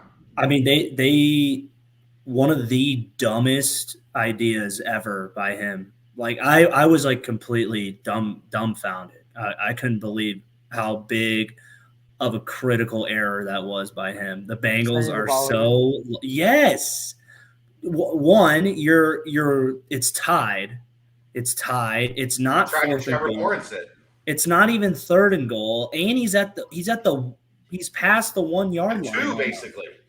Like you are an idiot. Like he's like I was like, wow, dude. Like that is just that is like simple fundamentals that you did. Just And like that inexperience. lost them the game too. I mean, they You know, the literally actual dominated the Bengals somehow. And were able to have themselves in a position and just completely shit the bed with a bonehead play. The actual MVP of that play is Logan not Logan Wilson. No. It's DJ Reader. Clogging it up. If you look, he was triple teamed. And the reason Huntley was at a standstill trying to reach from 9 yards away was because DJ Reader had him That dude's a completely wrapped freak. up. He's such a freak. Let me see if I can find it. I just saw a picture of it on Twitter shortly. Hats off as well to Dan Horde and Mike Tirico. They both dominated Great that calls. ball. Great Dominated calls. it. Really added to the Way better than Al Michaels. I know, man. He was getting dragged today. He's getting dragged. But it's true. I mean, that field goal went through, and he's like, and that's the game. Oh, there's a flag. There's a flag. Did you see somebody did a reenactment of like what it would have sounded like if Al Michaels called that play? And it was like, and there's stop at the goal line. There's a fumble. That ball's live. Yeah, that ball's live. Sam Hubbard taking it the other way, and he's at midfield. He might score. And they've got Tony. They've got Tony Dungy next to him, going. Mm-hmm. Yep. Mm-hmm. You know, it reminds me of like I used to broadcast high school games where there's like no one in the gym, and you can tell the opposing coaches can like hear you talking. So like I would sometimes talk quiet, and then one day I was like, screw it, I'm just gonna be loud and boisterous, and like the whole entire place was just looking at me the whole time, and I don't know, it was weird. He was very quiet, but who knows? It's an amazing play, amazing time, and now the Bearcats and the Bengals run into yet another situation where a 1:00 tip-off on Sunday. Heck yeah, AAC is going to bleed more than likely into the start of the Bengals game that kicks off at 3. Just barely, though. Just barely. Barely. It's not as bad as the previous one, but yeah, it's going to still be a little bit or the previous one when it was the bowl game in the game, but who knows? We'll see. Just thought you Bengals lovers would probably, Aaron, you were going crazy. I can only imagine. So yeah, at that point I'd had about 10 drinks too. So, and you were starting to get into Doom's land. And what did I tell you yesterday, Aaron? That was inevitably a 1-score game. Man. Inevitably. You got the over though. It didn't matter. It doesn't matter if you missed the other part of the parlay. Yeah, I kept hitting lives. I got the second half. Oh, we ended up doing all right. I got destroyed. I lost like 100. I bet $50 on McCaffrey and Eckler to both have over 80 total yards, which I was in absolute shock that didn't hit. I thought that was guaranteed. Instead of going the touchdown route. Yeah. And I was a Trevor Lawrence scramble away from like a plus 250 bet. It was like because I thought it was over. I was like, oh, there's $10 down the drain, and then that literally. Well, I had Chargers money line, so yeah. At least Watched my buddies threw hundreds on that. I was like, don't count them out, and then I looked like the biggest idiot. Then I looked like a genius. So. You are a genius. Natalie, this is the price you pay for cutting the cord. She said she saw my "oh my god" tweet seconds before the play started. This is why you have cable, so that you can watch sporting events live and not 15 seconds after the rest of the world. Brian, I have no idea how I did not wake up the baby. I had a moment when Kelsey was a baby that I legitimately scared the shit out of her, and it was Mary Clinchmas, Jay Bruce. I had her on my lap, like in my arms, and immediately went into a toss the baby, catch the baby celebration. Yeah, we're doing it, and away you go. In a one fluid motion, as soon as he swung the bat, it was like, oh! Let's go! She starts screaming. All right, mailbag's pretty light today. Totally worth it. And that was Talking Gambling, presented by Betfred Sports. There you go. You got any gambling for this week, Brent? You want to get off your chest? You know what? Not yet. But I guess this is my only platform to talk about it. So let's ride the Bengals money line. They're the hottest team in the AFC. Well, there's questions in the mailbag about it. Okay, all right. About betting. Maybe we call your segment Brent Fred Sports. Oh, Instead of Betfred, Brent Fred Sports. I can get behind that. Brent Fred, brought to you by Betfred. All right, we'll get there. I promise. Starting off in the football portion of the mailbag, can you confirm how transfers are locked into a school like a high school recruit with an NLI? What is the equivalent for a transfer student? It's when you show up and sit your ass down in class. That's when you're locked in. We did discuss it last night on the nightcap because I too was confused and think that there should be a little more permanent way of locking a kid in after a commitment. But Well, I transferred from IU to Cincinnati, if you didn't know that, but enrolled in classes, but I didn't go to class. And then I returned to IU. So there's a little fun fact for you. If I can do it, they can do it, right? is that a baby that's not mine? That's the cat. Oh, it's the cat. I'm like, what the hell is happening? Sounds like a baby, yeah. What are the remaining needs on this roster? What do you think, Brian? Secondary, receivers, offensive I line. think O-line. I think O-line big. Yeah, I'm going to stay with O-line and secondary. Yeah. Receiver room's pretty well. They've taken some big swings on that. So Yeah, Still probably need one more slot receiver. yeah. you know, Helton and maybe Donnelly there. do you need another tight end, or you think you're good with the guy that you brought in on Shimon. in Shimon? Yeah, that should be good. And Sing- Peyton Singletary. Yeah. Yeah. I think you see what you got in the spring. Yeah. And then Reevaluate. you feel like you need another one, you go get one in the spring. But for right now, I think you see what you have. All right. What transfer are you most excited for, and how many more do you think we could see before spring ball? When is the cutoff to enroll before spring ball? I'm excited for that Utah State guy. Gresham. And the corner who we just got, Young. You love the defensive guys. Yeah. Oh, yeah. Emory Jones. Emory Jones? I think Emory Jones has got a chance to be really good. Yeah, for me Maybe it's I'm wrong.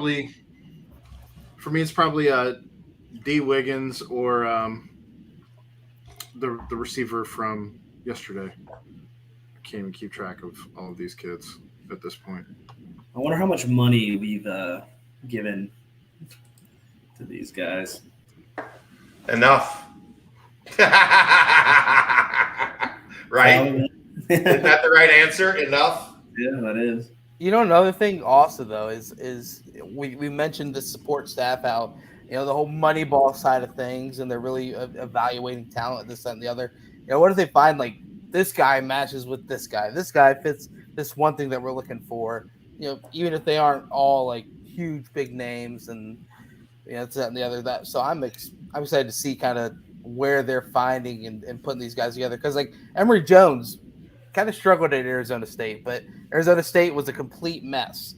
What if the staff saw, like, I think Emory Jones has the potential to be one of the best quarterbacks in the country, and so they did all they could to bring in Jones. So I'm excited to see that. But overall, I want to see the offensive line. I think they have the ability to kind of really see what they can do with Luke Kandra and Phil Wilder and Trevor Radosevich. So because it's still one in the trenches, especially in the Big 12, when you take that step up. Who's going to really step up in that room, and who else might they be able to add in that offensive line room. And I don't know. Excited to see how that group meshes as a whole. How many more do you think we could see before spring ball? When is the cutoff to enroll before spring ball? The cutoff to enroll is pretty much right now. Like it's going to be twisting some arms to get guys in for this semester. Generally, like you have to start classes by Friday. If you start the enrollment process now, you're going to be right, like skin of your teeth. So they're at the wire in terms of guys they can add for this semester and be here for spring practice. All right.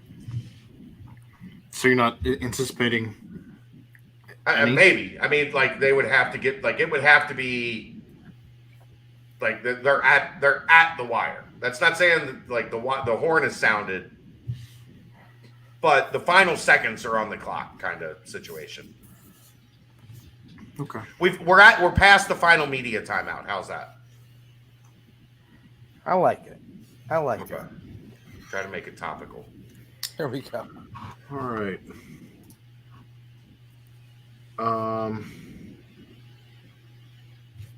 That one should be in basketball. Yeah. Come on, Todd. We already answered that. Get it how many draft commits should we and do you expect to get drafted? In other words, what's the over-under on draftees? I haven't paid any, like, if you guys have thoughts, go ahead. I haven't paid any attention to any of this right now. Tyler Scott, Ivan Pace, Josh Wiley, Lenny T, Trey Tucker. maybe. Trey. Yeah, he'd be 6 or 7. Depends on what he runs his 40 at. Yeah, true. Yeah, if he just blows everyone away, which we expect him to. If he runs a 4.29. Right. Yeah, that's what I'm saying. He can. We'll see.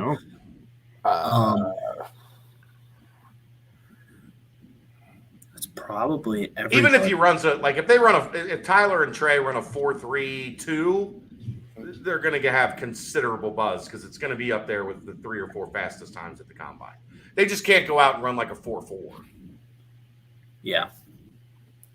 And I mean, the other names are like Arquan, Javon. Yeah. I mean, Was that 5 guys?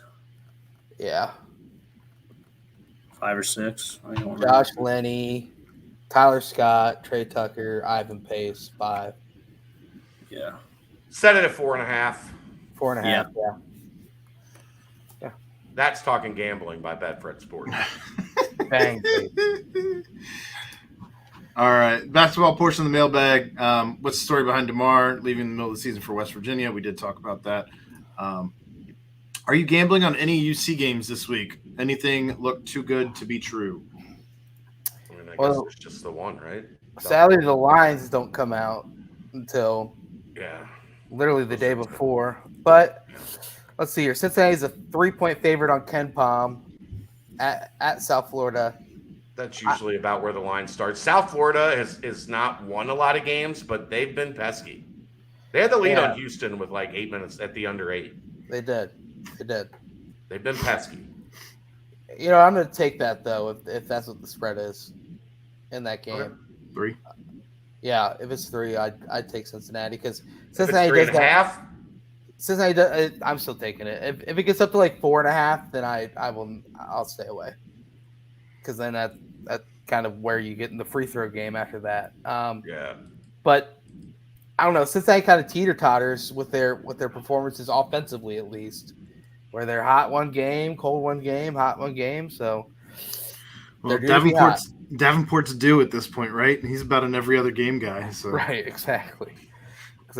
And gosh, I would love to close the book on the Yingling Center, and on a high note. So, why not?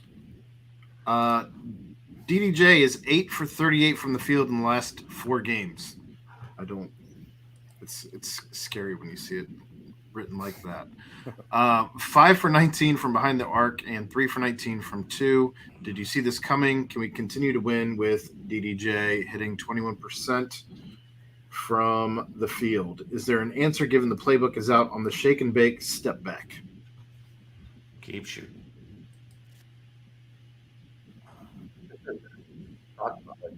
Anything to add, Brent? Yeah, Like that's his game. Don't get away from don't ride the horse that got you here. And you know what? The previous coach, you can say what you want about him. Like, might remind you of some guys, from that book series that J.K. Rowling wrote. What is it, Harry Potter?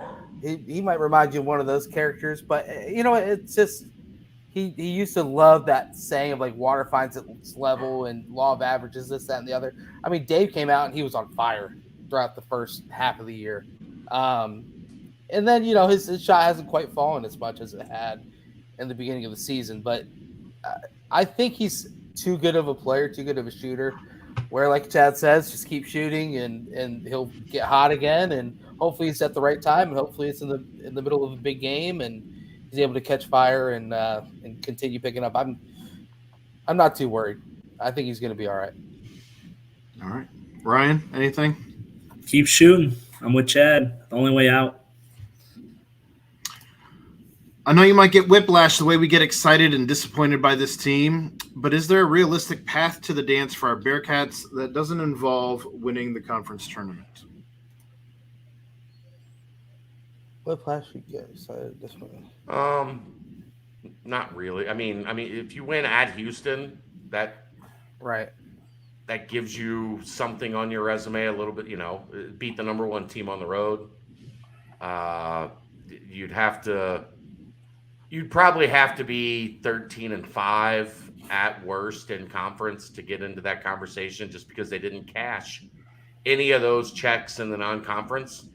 And that's going to be looked at like, what did you do in the non-conference? Well, they didn't really do anything. They beat Louisville. Well, I think they had a really bad loss. I think the 4 of us in Berg could give Louisville a pretty good run for the money. Okay. Huh. I agree. For what it's worth, I agree. Louisville's like 300 plus in Ken Palm. Like it's atrocious. It's unbelievable. The 13-5 in conference with a win over Houston and 2 wins over Memphis. Maybe you get there at that point in time. Split the series against UCF. Mm-hmm. I mean, you got to win against Memphis at home on Sunday, which is just a massive game. Obviously, you got to beat South Florida first, but Sunday's really shaping up to be a truly important game, because then you get a week off and then you have Houston at Houston. So go into that with a loss, and who knows? Yeah, Zach, thank you, man. This is an escape for me. A couple hours a week where I can kind of have some fun, and right now derail podcasts talking about stupid shit that makes me smile. And I appreciate that you guys understand that, even though I'm sure there will be some people that chime in the when I post this on the message board, complaining that we didn't talk a whole lot of Bearcats. And to that I say, piss off. All right. And the Banks portion of the mailbag. Skin says, good evening, gents. Since I do not know if Chad is going to be on the show, I guess I will go rapid fire. Queen City or Glears for Geta? Glears. But don't sleep on Eckerline. If you haven't had Eckerline, get to Findlay Market and get you some Eckerline Geta. It's also very good. But Glears is the go-to. You a Geta guy, Brent or Ryan? Yeah. I like it. I just have no experience, so I'm not even going to give some input. Yeah, the only time I've eaten it is when it's made for me. I've never gone out and purchased it myself. The Hot Geta by Glears is my jam. Fantastic. Oh, my God. Yeah. Okay. All right. What is the best brand of ceiling fan? I think that's directly aimed at Ryan Royer. Yeah. Ryan, take it away. The ones with the biggest pedals, we want maximum surface area impact. So, the ones that's literally called big ass fans. That's a big ass. Yep. Haven't gotten my head into one of those, but it's been a Haven't got my head into one of those. it's been a dream I've had for It's a while on the wish now. list. So if you Yeah. just walk into if you walk into some young lady's apartment one time, you have a girlfriend, I think, so I don't want to put you at When I walk into her apartment, yeah, when you walk into her apartment, she gets a new apartment, and all of a sudden she's got a big ass fan. She doesn't have any. She doesn't have any. I know, fans. but so she gets a new apartment, right? And she's like, Yeah. "Hey, come over and check out my new place." And you walk in, and all of a sudden you open the door, and it's like, "Oh!" And there's the big ass golden fan. light shining. Are you on like, it. "Look, honey, I'm sorry, but I got to have some time with my buddy up here. Got some work to do. We're gonna find out that Ryan got decapitated one day by a ceiling fan that was just too fast. Best way he's to gonna go come out. in, and the whole top of his head is gonna be." He's gonna look. see me. Hold on. That'd be one hell of a documentary, though. I'll tell you what. Netflix just begging for it. Lowe's or Home Hold on. Depot? Hold on. You can keep looking. We can go back to No, whatever. I already have it. Good Lord. Ryan's gonna come in one day like this. Oh, that's good. Oh no. Oh man! Wow. God. Ryan, what happened? Big ass fan, guys. Sorry. She had a big ass fan. Lowe's or Home Depot? I think he's asking best brand of ceiling fan. Do you get it at Lowe's or Home Depot? Either way, I'm a Lowe's guy. I prefer it to Home Depot. Home Depot always feels dingy. Okay. I would say Lowe's. Lowe's, yeah. Yeah. Lowe's has a better grill selection too. Okay. Usually when I go to a place like that, like I spend 30 minutes, even if I'm there for something completely unrelated, I Grills. spend 30 minutes in the grill section. Like, ooh, what's the new thing? And do I have to rationalize spending $800 to bring it to the house? Would you rather be kneecapped or marry a Xavier fan? Kneecapped. Kneecapped. Kneecapped. She I don't better think be it's- the best. No, like, can you imagine sitting through a Xavier game No. and having to not want them to lose? No. And look, Xavier fans, we have a love-hate relationship, but there's a lot of love. Yeah. And they've always been very supportive of Kelly and I. But you know what none of those Xavier fans do? Root for UC to win. I don't root for Xavier to win. So I don't know that I could just stand idly by while my significant other is all out on cheering for Xavier to win. Right. I think it's a deal breaker. Yeah, I guess I kind of agree. I had a situation where she was a Kentucky fan, and that was kind of interesting within itself. Yeah, that's just as hard. Yeah. But Typical. yeah, I guess that's a no deal for me. No deal. I mean, kneecapped what? You're out for a couple weeks with a sore knee? Yeah. You recover from knee stuff. Or shattered. Or it's shattered, right? You could have a Kyle Bolden knee where a grenade went off in front of it. It did. Oh, that was so Running in a bad straight to watch line. back. Yeah, just I know. to watch back, I got a story. Literally, we're in film talking about it, and Bolden's sitting in there, and Freeman's showing the play, and everyone, I mean, at least the people around me are trying so hard not to laugh, and Freeman keeps replaying it, and he's like, you think that shit's funny?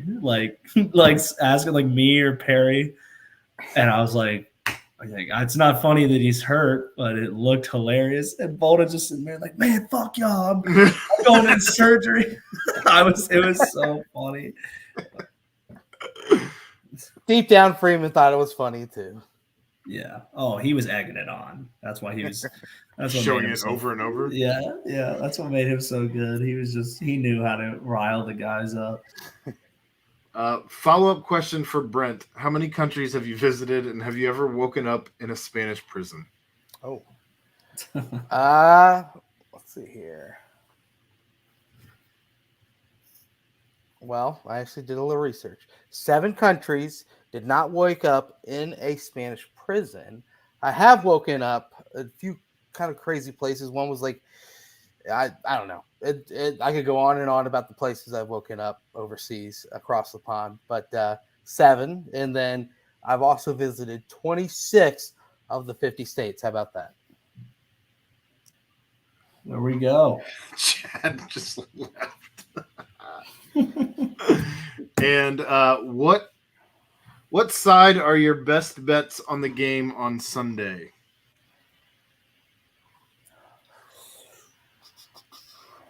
I've been talking for like 5 minutes, and I guess my shit just went out. Yeah. It did. I thought you were just embarrassed that Brent was talking about how many states and countries he's visited. Yeah, I thought so too. No, I've visited a shit ton of states and countries. I'm just not letting you off the hook without telling us your best. I was out of the country and I woke up where story. You don't have to tell us all of them, but you got to tell us one. Okay. We were at a wedding at a vineyard, and I was awoken. In what country? It was in France. It was right on the border of France and Spain, called Pau, France. Spelled P-A-U, but they call it Pau. And I was awoken by the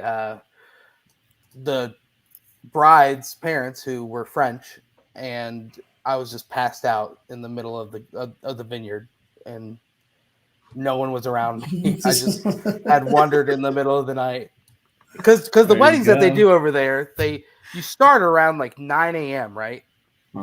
They don't serve dinner until like 1 a.m.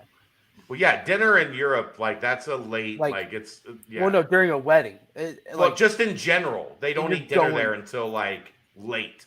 Going the whole damn day, and it went from like band to DJ to keep drinking to we're out eating grapes, and then I guess everyone goes to bed, and I just decide this looks comfy. I'm falling asleep here. But that's one of many. I've got a few other weird ones, but there we go. You want mine? I want to keep mine even keel. I'll keep mine fairly even keel, but it's not. I woke up in Amsterdam and realized that I had lost a day. Oh my goodness. Yeah. What? Holy shit. Are you aware of what mescaline is? No. It's used in like Indian like rite of man rituals. So So it's like a hallucinogenic, like yes, something along those lines. Correct. It is from the earth. So in Amsterdam, and this was in like 2001. At that point in time, Amsterdam was like, as long as it comes from the earth, it's legal. Like it's good. So mescaline comes from the earth. It's kind of in a mushroom kind of category. Peyote. And peyote, yeah, it's peyote. The mescaline is the active ingredient. Like THC is the active ingredient in marijuana. Mescaline is like the peyote, like active. Like so, we took some peyote in the morning when we woke up, and we went to the museum district in Amsterdam that day, which was like we stayed in Dam Square, which is like the main center of Amsterdam. The museum district is a couple miles away. You can get there very easily by train or by tram or whatever. We didn't do that. Apparently we walked without a map, blindly in that general vicinity until we found it. Apparently we saw the Anne Frank house. I don't remember it. Apparently we did like 12 hours of sightseeing in Amsterdam on a day that is not in my memory bank. I lost a day. I woke up and I was like, all right, time to have a Thursday. And my buddy was like, Friday. And I was like, no, yesterday was Wednesday. Here's what we did on Wednesday. Yesterday was Wednesday. He was like, no, yesterday was Thursday. And we did all of this. Wow, like, that would scare me. I lost a day. Yeah. That day does not exist in my brain. Yep. Best Been day there. ever. Been there, Chad. Been there. My It's Instagram story will not be it's a aired on the wicked- waves. It's a wicked. Like, apparently, we had a great time. According to my buddy, who remembers a little bit more than I do, but not like a lot. But we had an awesome day. Oh yeah. I couldn't tell you anything about it. So if anybody's like, you want some of this mescaline, I would say yes, but I would just be Ask for prepared double. to not remember. Nah, fam. I was like, this is 2001. I was 24, 23. Right. I hadn't turned 23. So like, it was, that was our thing in Amsterdam, Royer, when we got there. We just decided we're not going to take a map anywhere we go. We're going to map out what we're going to do that day in our hostel or in our room that we had rented. And then we're going to leave the map in the room and go do whatever it was that we had decided we were going to do without any guidance. So we had to talk to people. We had to learn like the streets. By like day 5, we were there for 9 days.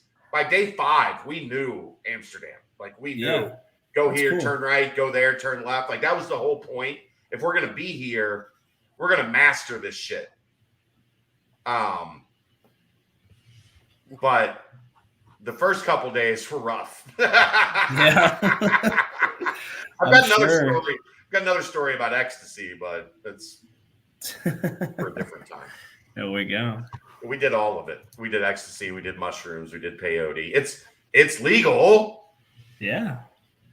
Why wouldn't you do it? Like we were Why not? in our early 20s. It was, it was just at the store. You just walked into the store and bought it. Like you buy a pack of cigarettes in America. I still think my favorite part though was everything when you bought it in Amsterdam at that point in time had like a pamphlet that came with it. Right.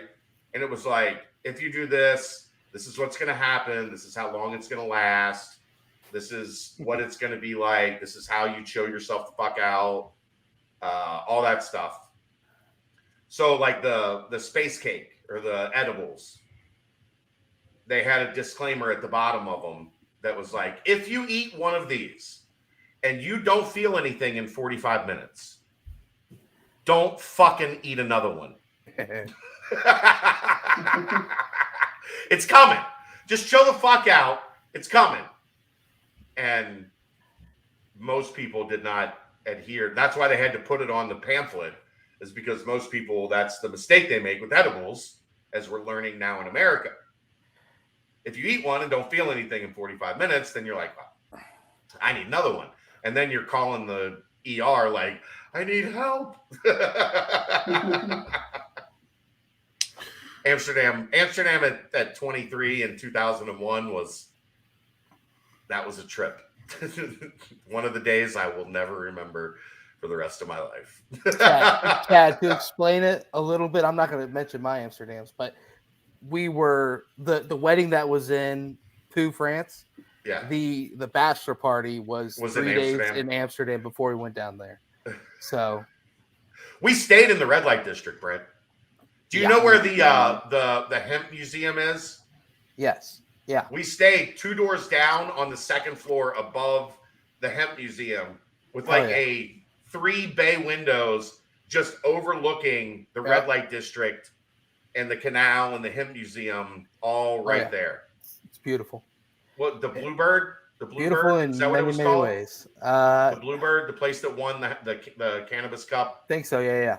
Okay. That was like at the end of like right at our corner on the end of our block. It was a long week. Yep, it was a great week. It was a great week.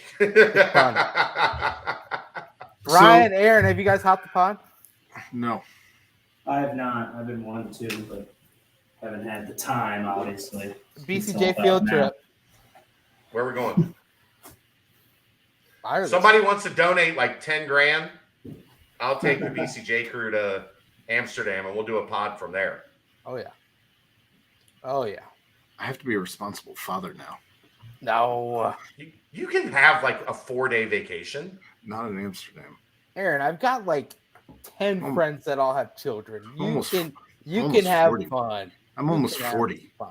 I'm 45 and I'm still down. Nah.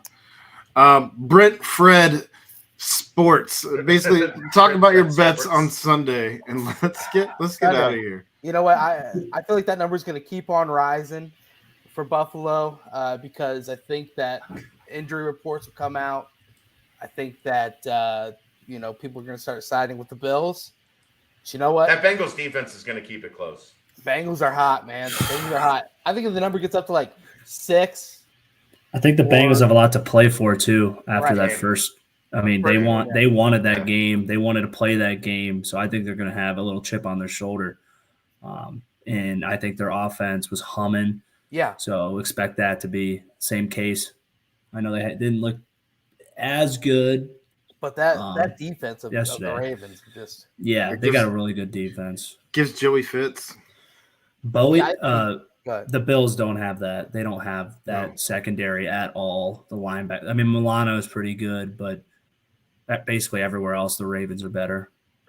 A little thin at safety. Doesn't it seem like teams are starting to figure out Josh Allen a little bit? How to at least contain him? A little bit, yeah. I think Josh just plays crazy. Like that's why, right? Some of those passes are going to be highlight, like unreal passes, and then sometimes it's just going to be like we talked about with Ben. It might just be one step on the receiver different, one step on the DB different. And that goes from an amazing ball to be like, what the fuck is he doing? So that's his style. D just makes plays, Royer. That Bengals D just makes plays. It's going to be a great game. I'm excited. Me too. Yeah.